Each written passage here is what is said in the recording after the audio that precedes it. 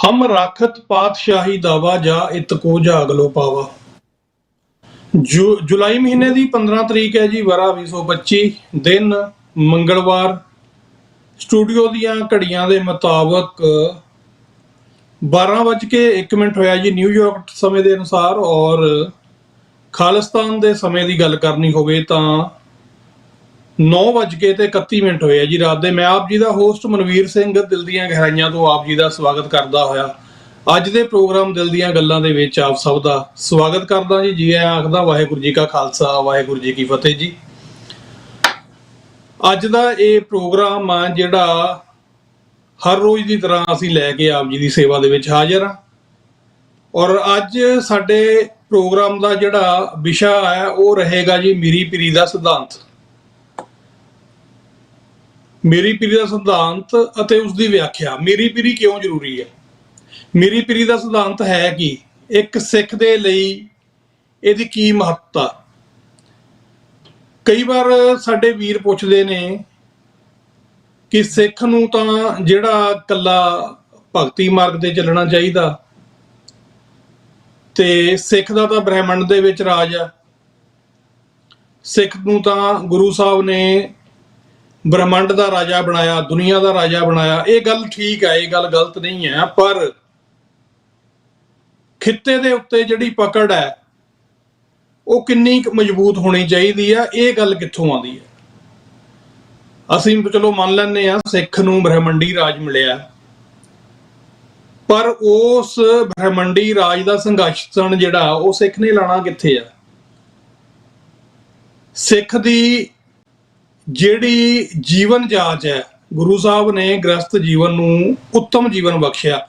उस जीवन का जिहड़ा आला दुआला तुहाडियां रोज़ दियां जिहड़ियां किरियावां ने, तुहाडा रहन सहन है, तुसीं जे इस मुहाशरे दे विच रहना, जिन्हां लॉज दे थल्ले रहना, क्योंकि समाज दे विच रहण दे कुछ नियम हुंदे ने। वो नियम वो सरकारां तय करदियां जिन्हां दे तुसीं अधीन हुंदे हो। ते सिख जे ब्रह्मंड का राजा तो वह राज के पक्षों किसी होर दे अधीन क्यों होवे? कि अकाल तख्त साहब की सिरजना, फौजां की सिरजना, नगारे रखने, घोड़े रखने, किले बनाने, ये गुरु साहब के इशारे नहीं सिख नूं कि सिख ने अपना राज भाग सिरजना? फिर सवाल आ जाता जी कि गुरु साहब आप क्यों नहीं राज बना गए? जदों एक तख्त स्थापित कर दिता गया दिल्ली तख्त तो 2 फुट उच्चा रख के, तो फिर वो की है? वो राज भाग ही तो है। जदों अकाल तख्त साहब ते पहली बार है जिहड़ी सिरजना तो बाद गाई जाती है भाई नत्था ते बलवंत वालों कि उस 2 तलवारी वधियां, एक मीर दी एक पीर दी। सो मीरी पीरी का सिद्धांत तो सानू उत्थे ही गुरु साहब ने दे दिता। और पीरी जिहड़ी है वो भगती है। उस तो पहला जिहड़ी मीरी लिखी गई है ਉਹਦਾ मतलब यही है कि सिख ने ब्रह्मंड के राज करन तो पहला एक संघर्षण लाने की जिहड़ी जगह जिहड़ी सानू अकाल तख्त साहब के उत्ते अकाल का तख्त सुशोभित करके गुरु साहब जिहड़ी है कर गए ने, ਉਹਦੇ अधीन सिख ने रह के जिहड़ा वो राज करना। इस करके सानू ये स्वरूप एक आकार गुरु साहब ने बख्शे ने।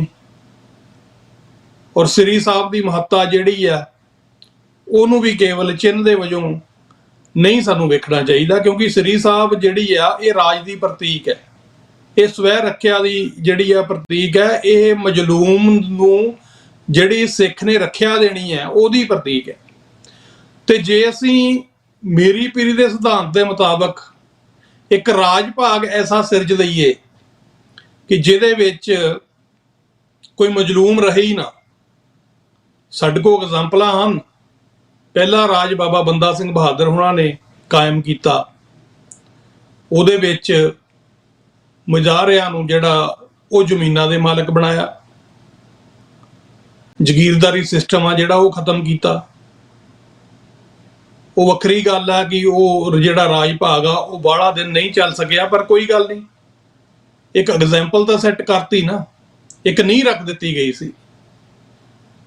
ਉਸ ਤੋਂ ਬਾਅਦ ਅਸੀਂ ਵੇਖਦੇ ਹਾਂ ਮਿਸਲ ਕਾਲ, ਤੇ ਫਿਰ ਮਿਸਲਾਂ ਦੇ ਰੂਪ ਚੋਂ ਇੱਕ ਸਸ਼ਕਤ ਰਾਜ ਜਿਹੜਾ ਸਿੱਖ ਸ਼ਕਤੀ ਦੇ ਰੂਪ ਦੇ ਵਿੱਚ ਉਸ ਧਰਤੀ ਦੇ ਉੱਤੇ ਸਵਾਇਮਾਨ ਹੋਇਆ। ਉਹ ਸਰਕਾਰੇ ਖਾਲਸਾ ਜੀ ਉਹ ਵਾਲਾ ਜਿਹੜਾ ਮਹਾਰਾਜਾ ਰਣਜੀਤ ਸਿੰਘ ਦਾ ਰਾਜ, ਉਸ ਰਾਜ ਦੀਆਂ ਜਿਹੜੀਆਂ ਗੱਲਾਂ ਨੇ ਅੱਜ ਦੁਨੀਆ ਕਰਦੀ ਹੈ। ਤੇ ਜਦੋਂ ਸਾਡੇ ਵਿਰਸੇ ਦੇ ਵਿੱਚ, ਸਾਡੇ ਫਲਸਫੇ ਦੇ ਵਿੱਚ, ਸਾਡੇ ਅਧਿਆਤਮ ਦੇ ਵਿੱਚ ਇਹ ਸਾਰੀਆਂ ਚੀਜ਼ਾਂ ਮੌਜੂਦ ਨੇ, ਤਾਂ ਫਿਰ ਸਿੱਖ ਕਿਸੇ ਹੋਰ ਤਰੀਕੇ ਨਾਲ ਚੱਲਦੀਆਂ ਸਰਕਾਰਾਂ, ਖਾਸ ਕਰਕੇ ਵਿਪਰ ਦੇ ਤਰੀਕੇ ਨਾਲ ਚੱਲ ਰਹੀ ਜਿਹੜੀ ਸਰਕਾਰ ਹੈ ਉਹਦੇ ਅਧੀਨ ਕਿਉਂ ਰਹੇ। ਸੋ ਇਹਨਾਂ ਸਾਰੀਆਂ ਗੱਲਾਂ ਦੇ ਉੱਤੇ ਆਪਾਂ ਅੱਜ ਚਰਚਾ ਕਰਾਂਗੇ। ਮੇਰੇ ਨਾਲ ਅੱਜ ਦੇ ਮਹਿਮਾਨ ਜਿਹੜੇ ਨੇ ਸਰਦਾਰ ਜਸਪਾਲ ਸਿੰਘ ਜੀ UK। ਸਰਦਾਰ ਜਸਪਾਲ ਸਿੰਘ ਜੀ ਰਾਈਟਰ ਨੇ, ਇਹ ਜਰਨਲਿਸਟ ਨੇ, ਇਹ ਸਿੱਖ ਸਕਾਲਰ ਨੇ, ਇਹ ਕਾਫੀ ਜਿਹੜੀਆਂ ਕਿਤਾਬਾਂ ਨੇ ਤੇ ਲਿਖਤਾਂ ਨੇ ਇਹਦੀਆਂ ਦੀਆਂ 1 ਦਰਜਨ ਤੋਂ ਵੱਧ ਸਿੱਖ ਕੌਮ ਦੀ ਝੋਲੀ ਇਹ ਪਾ ਚੁੱਕੇ ਨੇ। ਸੋ ਇਹਨਾਂ ਦੀ ਹੀ ਇੱਕ ਰਚਨਾ ਜਿਹੜੀ ਹੈ ਮੀਰੀ ਪੀਰੀ ਦਾ ਸਿਧਾਂਤ ਤੇ ਉਸ ਦੀ ਵਿਆਖਿਆ, ਉਹਦੇ ਉੱਤੇ ਆਪਾਂ ਗੱਲਬਾਤ ਅੱਜ ਇਹਨਾਂ ਦੇ ਨਾਲ ਕਰਾਂਗੇ। ਸੋ ਸਭ ਤੋਂ ਪਹਿਲਾਂ ਅਸੀਂ ਆਪਣੇ ਮਹਿਮਾਨ ਨੂੰ ਸਰਦਾਰ ਜਸਪਾਲ ਸਿੰਘ ਹੁਣਾਂ ਨੂੰ ਜੀ ਆਇਆਂ ਆਖਦੇ ਹਾਂ ਪ੍ਰੋਗਰਾਮ ਦੇ ਵਿੱਚ। ਸਰਦਾਰ ਜਸਪਾਲ ਸਿੰਘ ਜੀ, ਪ੍ਰੋਗਰਾਮ ਦੇ ਵਿੱਚ ਤੁਹਾਡਾ ਸਵਾਗਤ ਹੈ ਮੇਰੇ ਵੱਲੋਂ ਔਰ ਮੇਰੇ ਸਾਰੇ ਹੀ ਦਰਸ਼ਕਾਂ ਤੇ ਸਰੋਤਿਆਂ ਵੱਲੋਂ। ਤੁਹਾਨੂੰ ਪਿਆਰ ਭਰੀ ਜਿਹੜੀ ਆ ਅਸੀਂ ਫਤਿਹ ਅਰਜ਼ ਕਰਦੇ ਹਾਂ ਜੀ। ਵਾਹਿਗੁਰੂ ਜੀ ਕਾ ਖਾਲਸਾ, ਵਾਹਿਗੁਰੂ ਜੀ ਕੀ ਫਤਿਹ। ਸਰਦਾਰ ਜਸਪਾਲ ਸਿੰਘ ਜੀ, ਤੁਹਾਡੀ ਆਵਾਜ਼ ਨਹੀਂ ਆ ਰਹੀ ਜੀ ਮੇਰੇ ਕੋਲ।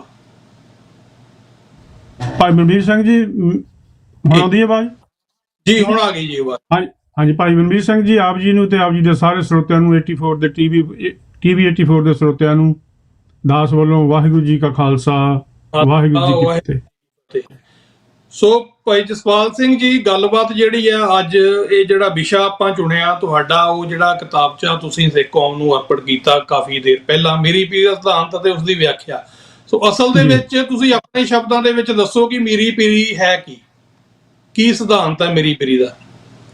ਹਾਂਜੀ ਭਾਈ ਮਨਵੀਰ ਸਿੰਘ ਜੀ, ਇਹ ਜਿਹੜਾ ਆਪਾਂ ਡਾਕੂਮੈਂਟ ਆ 2022 ਦੇ ਵਿੱਚ ਕੰਪਲੀਟ ਕੀਤਾ ਸੀ, ਤੇ ਕਿਉਂਕਿ ਅੱਜ ਦੀ ਹਾਲਾਤ ਸਾਰਾ ਕੁਝ ਦੇਖਦੇ ਹੋਏ, ਖਾਸ ਤੌਰ ਤੇ UK ਵਿੱਚ ਅਤੇ ਅਰਾਊਂਡ ਦਾ ਵਰਲਡ ਆਪਾਂ ਦੇਖ ਰਹੇ ਹੈਗੇ ਆ ਵੀ ਖਾਲਿਸਤਾਨ ਦੀ ਮੂਵਮੈਂਟ ਚੱਲ ਰਹੀ ਹੈਗੀ ਆ ਜੀ। ਇਹ ਸਾਡੇ ਲਈ ਬਹੁਤ ਜ਼ਰੂਰੀ ਬਣ ਜਾਂਦਾ ਸੀ ਕਿ ਬਹੁਤ ਸਾਰੇ ਲੋਕਾਂ ਨੂੰ ਇਸ ਚੀਜ਼ ਦਾ ਭੁਲੇਖਾ ਆ ਵੀ ਸਿੱਖ ਰਾਜ ਕਰਨ ਦੇ ਯੋਗ ਨਹੀਂ, ਜਾਂ ਸਿੱਖਾਂ ਨੂੰ ਰਾਜ ਨਹੀਂ ਕਰਨਾ ਚਾਹੀਦਾ, ਜਾਂ ਕਈ ਇੱਥੋਂ ਤੱਕ ਵੀ ਕਹਿ ਦਿੰਦੇ ਆ ਵੀ ਗੁਰੂ ਸਾਹਿਬ ਨੇ ਵੀ ਜੇ ਗੁਰੂ ਸਾਹਿਬ ਨੇ ਰਾਜ ਕਰਨਾ ਹੁੰਦਾ ਤਾਂ ਗੁਰੂ ਸਾਹਿਬ ਗੁਰੂ ਨਾਨਕ ਤੋਂ ਲੈ ਕੇ 10 ਪਾਤਸ਼ਾਹੀਆਂ ਵਿੱਚੋਂ ਕਿਸੇ ਨੇ ਵੀ ਰਾਜ ਦੀ ਗੱਲ ਨਹੀਂ ਕੀਤੀ ਜਾਂ ਰਾਜ ਸਥਾਪਿਤ ਨਹੀਂ ਕੀਤਾ ਹੈਗਾ।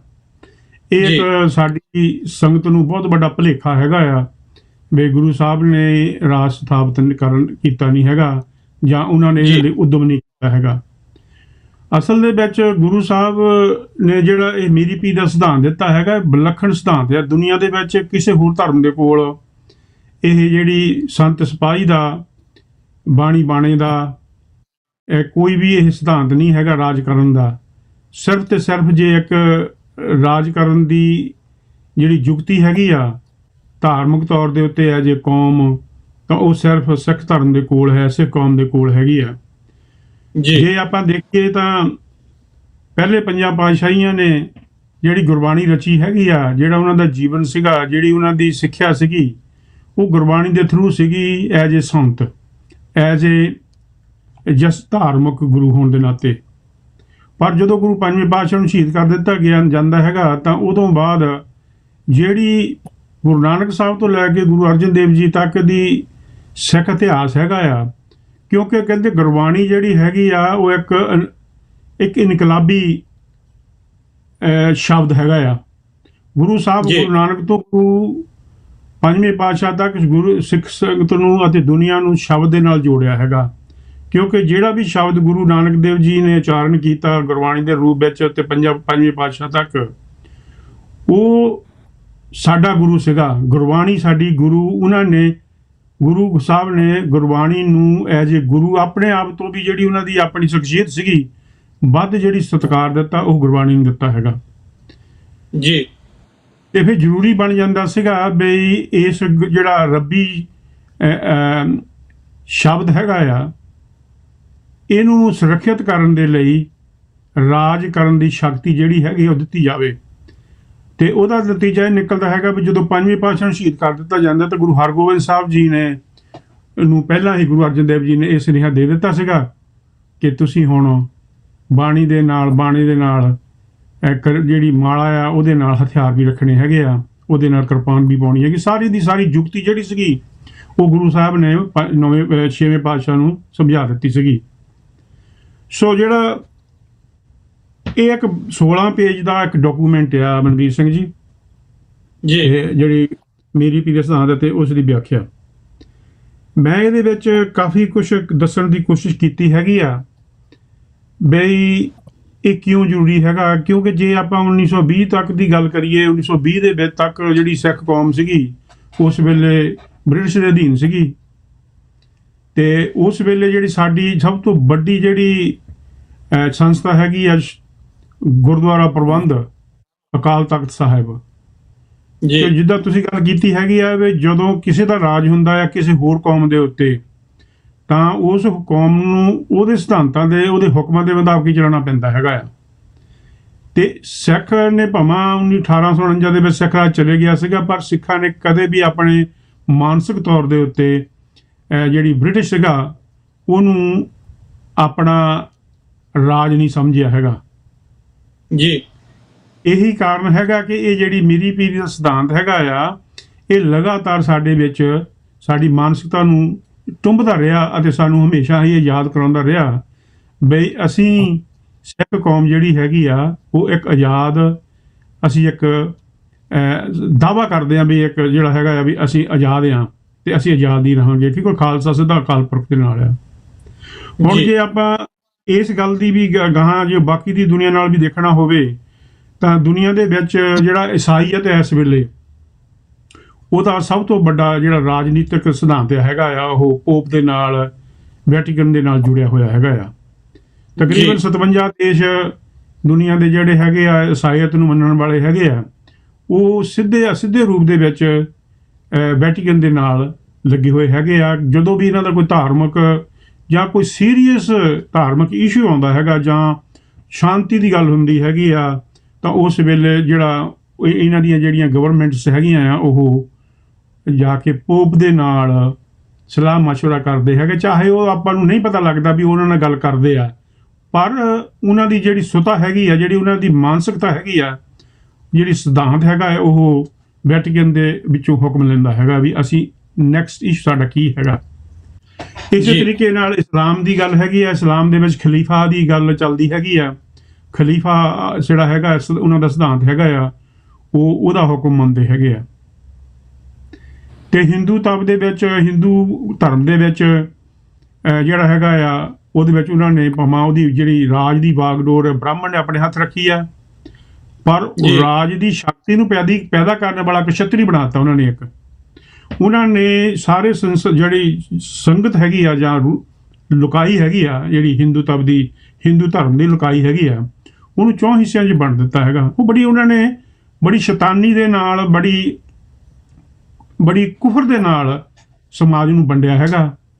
ਉਹ ਆਪਣੇ ਆਪ ਨੂੰ ਉੱਚਾ ਕਹਾਉਂਦਾ ਆ ਵੀ ਮੈਂ ਸਿਰ ਆ, ਤੇ ਜਿਹੜਾ ਕਸ਼ਤਰੀ ਆ ਉਹਨੂੰ ਕਹਿੰਦਾ ਉਹ ਮੇਰੀਆਂ ਬਾਹਾਂ ਆ, ਜਿਹੜਾ ਵੈਸ਼ ਆ ਉਹ ਕਹਿੰਦਾ ਮੇਰਾ ਢਿੱਡ ਆ, ਜਿਹੜੇ ਦਲਿਤ ਜਿਹਨੂੰ ਕਹਿ ਲਓ ਜਾਂ ਜਿਹੜੇ ਜਿਹਨੂੰ ਅਛੂਤ ਕਹਿੰਦੇ ਆ, ਅਛੂਤ ਉਹ ਸ਼ੂਦਰ ਹੈਗੇ ਆ, ਉਹ ਹੈਗੇ ਆ ਲੱਤਾਂ ਤੇ ਪੈਰ ਜੀ। ਮਤਲਬ ਉਹਨਾਂ ਨੇ ਉਹ 3% ਜਿਹੜਾ ਹੈਗਾ ਬ੍ਰਾਹਮਣ ਆ, ਤਕਰੀਬਨ 3% ਬਣਦੀ ਉਹਨਾਂ ਦੀ ਆਬਾਦੀ, ਉਹ 3% 85% ਲੋਕਾਂ ਦੇ ਉੱਤੇ ਰਾਜ ਕਰਨ ਨੂੰ ਬੜਾ ਹੀ ਤਰੀਕੇ ਦੇ ਨਾਲ ਉਹ ਕਰ ਰਿਹਾ ਹੈਗਾ ਆ, ਸਮਾਜ ਨੂੰ ਵੰਡ ਰਿਹਾ ਹੈਗਾ ਆ।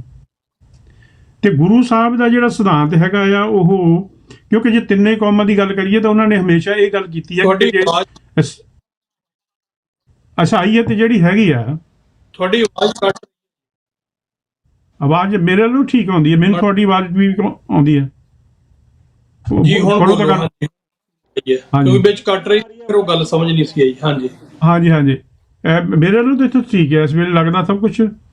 ਬਾਕੀ ਹੁਣ ਆਵਾਜ਼ ਆਉਂਦੀ ਹੈ ਹੁਣ ਠੀਕ ਆ, ਹੁਣ ਤੁਸੀਂ ਕੰਟੀਨਿਊ ਕਰੋ। ਹਾਂਜੀ ਹਾਂਜੀ।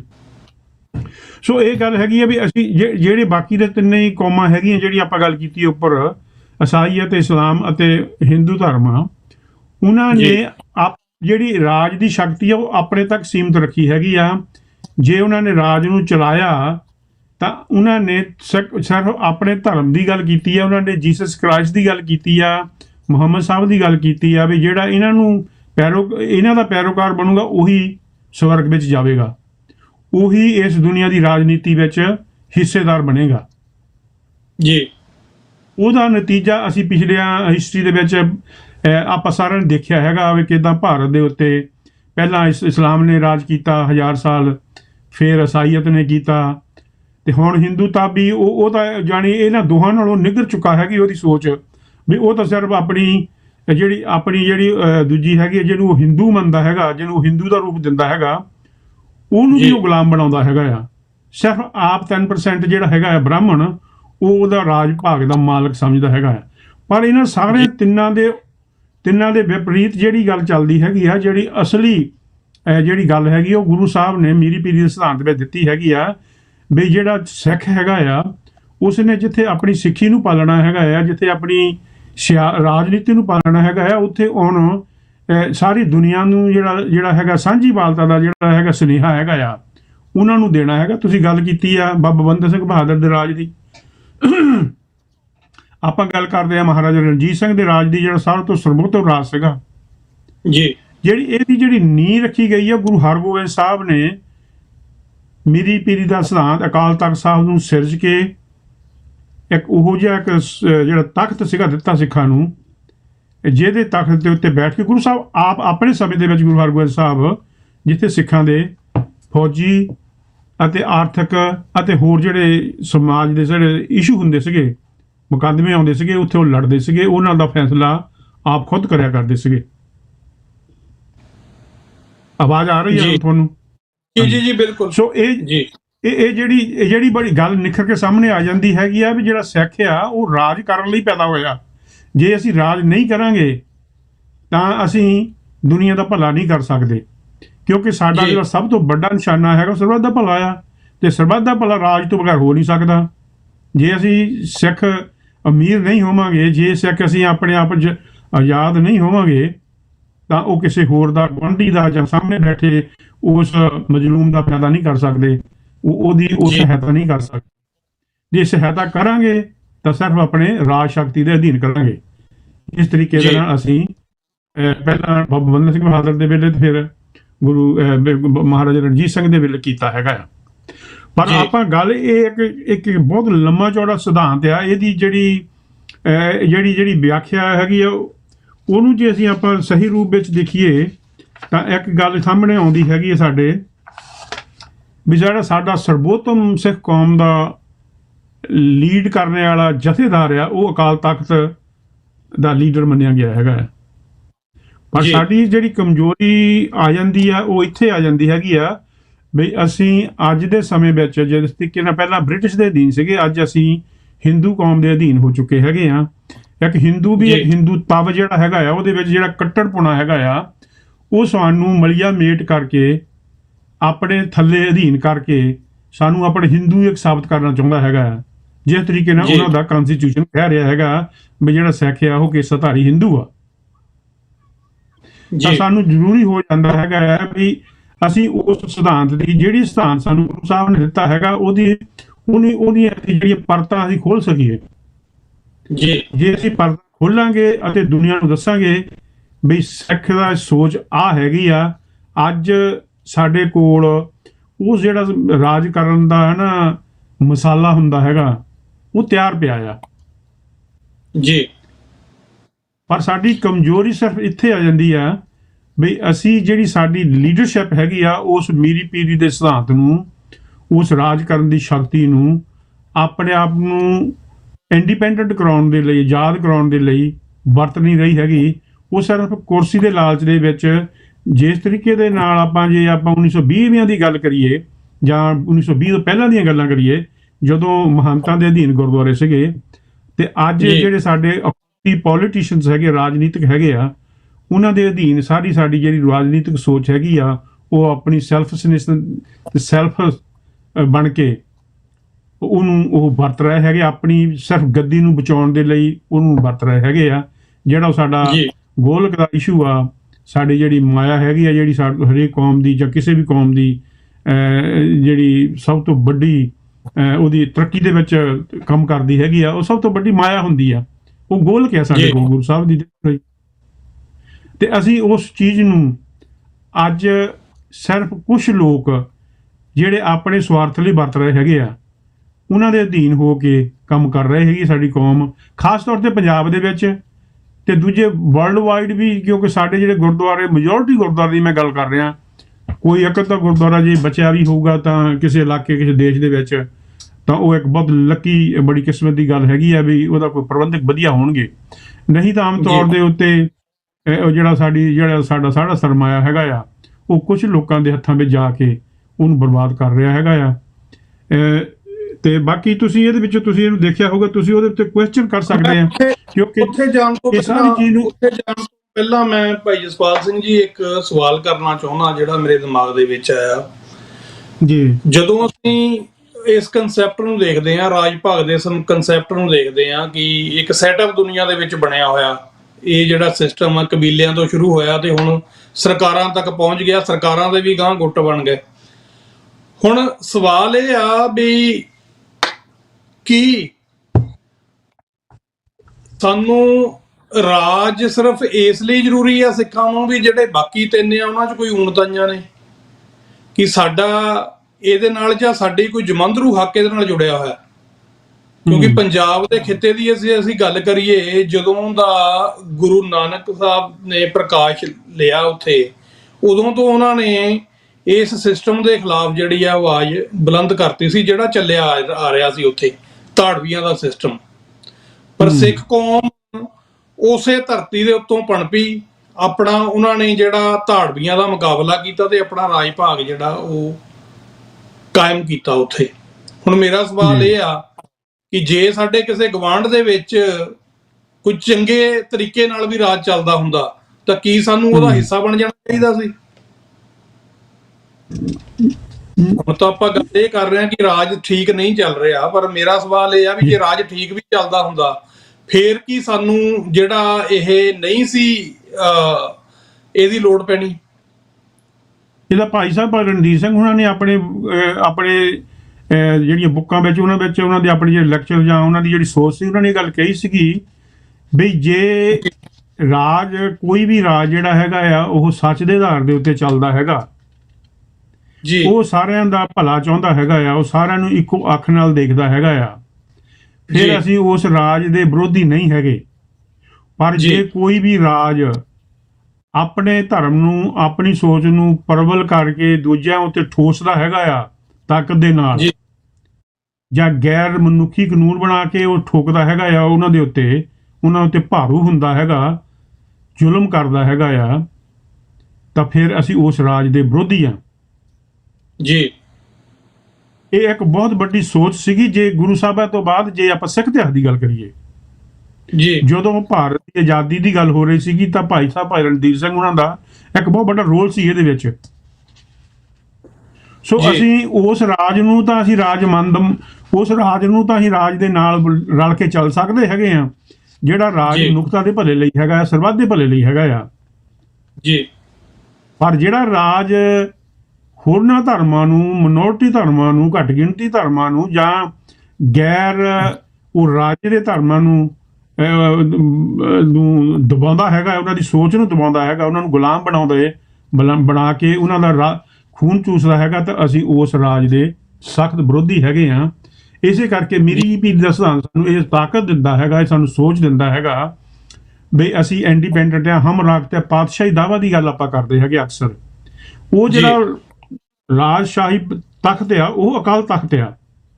ਐਗਜ਼ੈਂਪਲ ਆਪਾਂ ਦਿੰਨੇ ਆ ਗੁਰੂ ਹਰਗੋਬਿੰਦ ਸਾਹਿਬ ਦੇ ਵੇਲੇ ਦੀ ਜੀ, ਜਦੋਂ ਗੁਰੂ ਹਰਗੋਬਿੰਦ ਸਾਹਿਬ 52 ਰਾਜਿਆਂ ਨੂੰ ਗਵਾਲੀਅਰ ਦੇ ਕਿਲੇ ਤੋਂ ਛੁਡਾਉਂਦੇ ਹੈਗੇ ਆ, ਉਹਨਾਂ ਨੂੰ ਆਜ਼ਾਦ ਕਰਾਉਂਦੇ ਹੈਗੇ ਆ ਜੀ। ਹੁਣ ਉਹ ਇਤਿਹਾਸ ਆਮ ਤੌਰ ਤੇ ਛੁਪਿਆ ਹੋਇਆ ਬੈਠਾ ਹੈਗਾ ਆ ਜੀ ਬਈ ਜੀ ਗੁਰੂ ਸਾਹਿਬ ਨੇ ਉਹਨਾਂ ਨੂੰ ਯਾਦ ਕਰਾਇਆ ਤੇ ਉਹ ਆਪਣੀ ਘਰੀ ਚਲ ਗਏ, ਆਪਣੇ ਰਾਜਾਂ ਦੇ ਵਿੱਚ ਚਲ ਗਏ। ਗੁਰੂ ਸਾਹਿਬ ਅੰਮ੍ਰਿਤਸਰ ਆ ਗਏ ਤੇ ਉਹ ਆਪਣਾ ਸਿੱਖੀ ਦਾ ਪ੍ਰਚਾਰ ਕਰਨ ਲੱਗ ਪਏ। ਪਰ ਗੁਰੂ ਸਾਹਿਬ ਨੂੰ ਇਸ ਚੀਜ਼ ਦਾ ਪਤਾ ਸੀਗਾ, ਉਹਨਾਂ ਨੂੰ ਇਸ ਚੀਜ਼ ਦਾ ਪਤਾ ਸੀਗਾ, ਜਾਂ ਉਹਨਾਂ ਦੇ ਸਾਹਮਣੇ ਵਾਪਰ ਰਹੀਆਂ ਸੀ ਗੱਲਾਂ, ਕਿਉਂਕਿ ਗੁਰੂ ਸਾਹਿਬ ਪੰਜਵੇਂ ਪਾਤਸ਼ਾਹ ਨੂੰ ਸ਼ਹੀਦ ਕੀਤਾ ਗਿਆ ਅਤੇ ਲੋਕਾਂ ਉੱਤੇ ਅਤਿਆਚਾਰ ਕੀਤੇ ਗਏ ਤੇ ਹਿੰਦੂਆਂ ਉੱਤੇ ਜਾਂ ਹੋਰ ਜਿਹੜੇ ਗੈਰ ਇਸਲਾਮਿਕ ਸੀਗੇ ਲੋਕ, ਉਹਨਾਂ ਨੂੰ ਨਪੀੜਿਆ ਗਿਆ। ਤੇ ਫਿਰ ਉਹਨਾਂ ਨੇ 1627 ਦੇ ਵਿੱਚ ਜਿਹੜੇ ਛੱਡੇ ਹੋਏ ਰਾਜੇ ਸੀਗੇ, ਜਿਹੜੇ ਆਜ਼ਾਦ ਹੋ ਕੀਤੇ ਸੀਗੇ, ਪ੍ਰਿੰਸ ਸੀਗੇ ਅਸਲ 'ਚ ਉਹਨਾਂ ਵਿੱਚੋਂ ਬਹੁਤੇ, ਜਿਨ੍ਹਾਂ ਨੇ ਗਾਹਾਂ ਰਾਜ ਸਾਂਭਣਾ ਸੀਗਾ, ਜਿਨ੍ਹਾਂ ਨੂੰ ਜਹਾਂਗੀਰ ਆਪਣੇ ਆਪ ਨੂੰ ਬਾਗੀ ਸਮਝਦਾ ਸੀ, ਉਹਨਾਂ ਨੂੰ ਯਾਦ ਕਰਵਾ ਕੇ ਉਹਨਾਂ ਨੇ ਇੱਕ ਮੀਟਿੰਗ ਕੀਤੀ ਅਕਾਲ ਤਖ਼ਤ ਸਾਹਿਬ ਦੇ ਉੱਤੇ। ਉਸ ਮੀਟਿੰਗ ਦੇ ਵਿੱਚ ਫੈਸਲਾ ਕੀਤਾ ਗਿਆ ਬਈ ਅਸੀਂ ਜਿਹੜਾ ਫਿਊਚਰ ਦਾ ਜਿਹੜਾ ਹੈਗਾ ਆ, ਜਿਹੜਾ ਭਾਰਤ ਹੈਗਾ ਆ, ਜਾਂ ਫਿਊਚਰ ਦਾ ਜਿਹੜਾ ਇਹ ਇਲਾਕਾ ਹੈਗਾ ਆ, ਉਹਨੂੰ ਅਸੀਂ ਕਿਸ ਤਰੀਕੇ ਨਾਲ ਇਕੱਠੇ ਹੋ ਕੇ ਇਸ ਰਾਜ ਨੂੰ ਤੋੜ ਕੇ ਇੱਥੇ ਇੱਕ ਇੰਡੀਪੈਂਡੈਂਟ ਰਾਜ ਪੈਦਾ ਕਰਨਾ ਹੈਗਾ ਆ। ਪਰ ਇਹ ਕੋਈ ਸੌਖਾ ਕੰਮ ਨਹੀਂ ਸੀਗਾ। ਉਸ ਵੇਲੇ ਦੀ ਮੁਗਲ ਸਲਤਨਤ ਜਿਹੜੀ ਸੀਗੀ ਬਹੁਤ ਵੱਡੀ ਸੀਗੀ, ਰੋਮਨ ਸਾਮਰਾਜ ਨੂੰ ਵੀ ਬੜੀ, ਮੈਂ ਕਹਿ ਸਕਦਾ ਉਸ ਵੇਲੇ ਬੜੀ ਤਾਕਤ ਸੀਗੀ। ਦੁਨੀਆ ਦਾ ਜਿਹੜਾ 24% ਜਿਹੜੀ ਆਰਥਿਕਤਾ ਸੀਗੀ ਉਹ ਉਹਨਾਂ ਦੇ ਕੋਲ ਸੀਗੀ। 12 ਲੱਖ ਉਹਨਾਂ ਦੀ ਫੌਜ ਸੀਗੀ, ਬੇਸ਼ੁਮਾਰ ਧਨ, ਬੇਸ਼ੁਮਾਰ ਉਹਨਾਂ ਦੀ ਤਾਕਤ, ਮੱਧ ਏਸ਼ੀਆ ਤੋਂ ਲੈ ਕੇ ਮਿਡਲ ਈਸਟ ਤੱਕ ਸਭ ਪਾਸੇ ਇਸਲਾਮ ਛਾਇਆ ਹੋਇਆ ਸੀਗਾ। ਤੇ ਉਹਦਾ ਮੁਕਾਬਲਾ ਕਰਨ ਦੇ ਲਈ ਕੋਈ ਇਹਦਾ ਚੁਟਕੀ ਦਾ ਮਾਰੀ ਤਾਂ ਹੋਣਾ ਨਹੀਂ ਸੀਗਾ। ਫਿਰ ਉਹਨਾਂ ਨੇ ਜਿਹੜਾ ਬਿਲਾਸਪੁਰ ਦਾ ਰਾਜਾ ਸੀਗਾ ਅਤੇ ਉਹਨਾਂ ਦੇ ਜਿਹੜੇ ਸਹਾਇਕ 2 ਹੋਰ ਰਾਜੇ ਸੀ, ਉਹਨਾਂ ਨੇ ਬਿਲਾਸਪੁਰ ਰਾਜੇ ਨੇ ਇਹ ਗੱਲ ਕੀਤੀ, ਮਹਾਰਾਜ ਨੂੰ ਇੱਕ ਸਲਾਹ ਦਿੱਤੀ ਵੀ ਤੁਸੀਂ ਜਿਹੜੇ ਲੋਹਗੜ੍ਹ ਇਲਾਕਾ ਹੈਗਾ ਆ, ਜਿਹੜਾ ਅੱਜ ਚੰਡੀਗੜ੍ਹ ਤੋਂ ਉੱਤੇ ਪੈਂਦਾ ਹੈਗਾ ਆ, ਹਰਿਆਣਾ ਤੇ ਹਿਮਾਚਲ ਤੇ ਪੰਜਾਬ ਦੀ ਸਰਹੱਦ ਦੇ ਉੱਤੇ ਹੈਗਾ, ਉਹ ਇੱਕ ਪਹਾੜੀ ਇਲਾਕਾ ਸੀ ਵੀ ਇੱਥੇ ਆਪਾਂ ਇੱਕ ਕਿਲ੍ਹਾ ਬਣਾਉਣਾ ਸ਼ੁਰੂ ਕਰੀਏ। ਉਹ ਜਿਹੜਾ ਲੋਹਗੜ੍ਹ ਦਾ ਕਿਲ੍ਹਾ, ਫਿਰ ਉਸ ਵੇਲੇ ਉਹ ਕਿਲ੍ਹਾ ਲੱਖੀ ਸ਼ਾਹ ਬਣਜਾਰੇ ਦੀ ਸਹਾਇਤਾ ਦੇ ਨਾਲ ਉਹ ਕਿਲ੍ਹੇ ਨੂੰ ਗੁਪਤ ਤੌਰ ਤੇ ਉੱਤੇ ਬਣਾਉਣਾ ਸ਼ੁਰੂ ਕੀਤਾ ਗਿਆ, ਜਿਹਦੇ ਵਿੱਚ 6ਵੇਂ ਪਾਤਸ਼ਾਹ, 7ਵੇਂ ਪਾਤਸ਼ਾਹ, 8ਵੇਂ ਪਾਤਸ਼ਾਹ ਦੇ ਵੇਲੇ, 9ਵੇਂ ਪਾਤਸ਼ਾਹ ਦੇ ਵੇਲੇ, ਈਵਨ 10ਵੇਂ ਪਾਤਸ਼ਾਹ ਦੇ ਵੇਲੇ ਉਹ ਜਿਹੜਾ ਕਿਲ੍ਹਾ ਬਣਦਾ ਗਿਆ ਆਪੋ ਆਪਣੀ ਮਿਕਦਾਰ ਦੇ, ਕਿਉਂਕਿ 7000 ਸਕੁਅਰ ਜਿਹੜਾ ਵਰਗ ਏਕੜ ਦੇ ਵਿੱਚ ਸੀਗਾ, ਬਹੁਤ ਵੱਡਾ ਕਿਲ੍ਹਾ ਸੀ, ਦੁਨੀਆ ਦਾ ਸਭ ਤੋਂ ਵੱਡਾ ਕਿਲ੍ਹਾ, ਔਰ ਪਹਾੜੀ ਇਲਾਕੇ ਦੇ ਵਿੱਚ ਸੀਗਾ। ਉਹ ਇੱਦਾਂ ਦਾ ਥਾਂ ਸੀਗਾ ਵੀ ਕਿਸੇ ਜਿਹੜੀਆਂ ਪਹਾੜੀਆਂ ਜਿੱਥੇ ਇੱਕ ਦੂਜੇ ਨਾਲ ਮਿਲਦੀਆਂ ਹੈਗੀਆਂ, ਜਿਹਨਾਂ ਨੂੰ ਦर्रा ਕਹਿ ਸਕਦੇ, ਛੋਟੇ ਦर्रे ਕਹਿ ਸਕਦੇ ਆ, ਉੱਥੇ ਇੱਕ ਸਿੰਗਲ ਬੰਦਾ ਹੀ ਲੰਘ ਸਕਦਾ ਸੀਗਾ, ਮੂਹਰੋਂ ਜਾਂ ਪਿੱਛੋਂ ਨਹੀਂ, ਹੋਰ ਕੋਈ ਉਹਨਾਂ ਨੂੰ ਕ੍ਰਾਸ ਨਹੀਂ ਸੀ ਕਰ ਸਕਦਾ।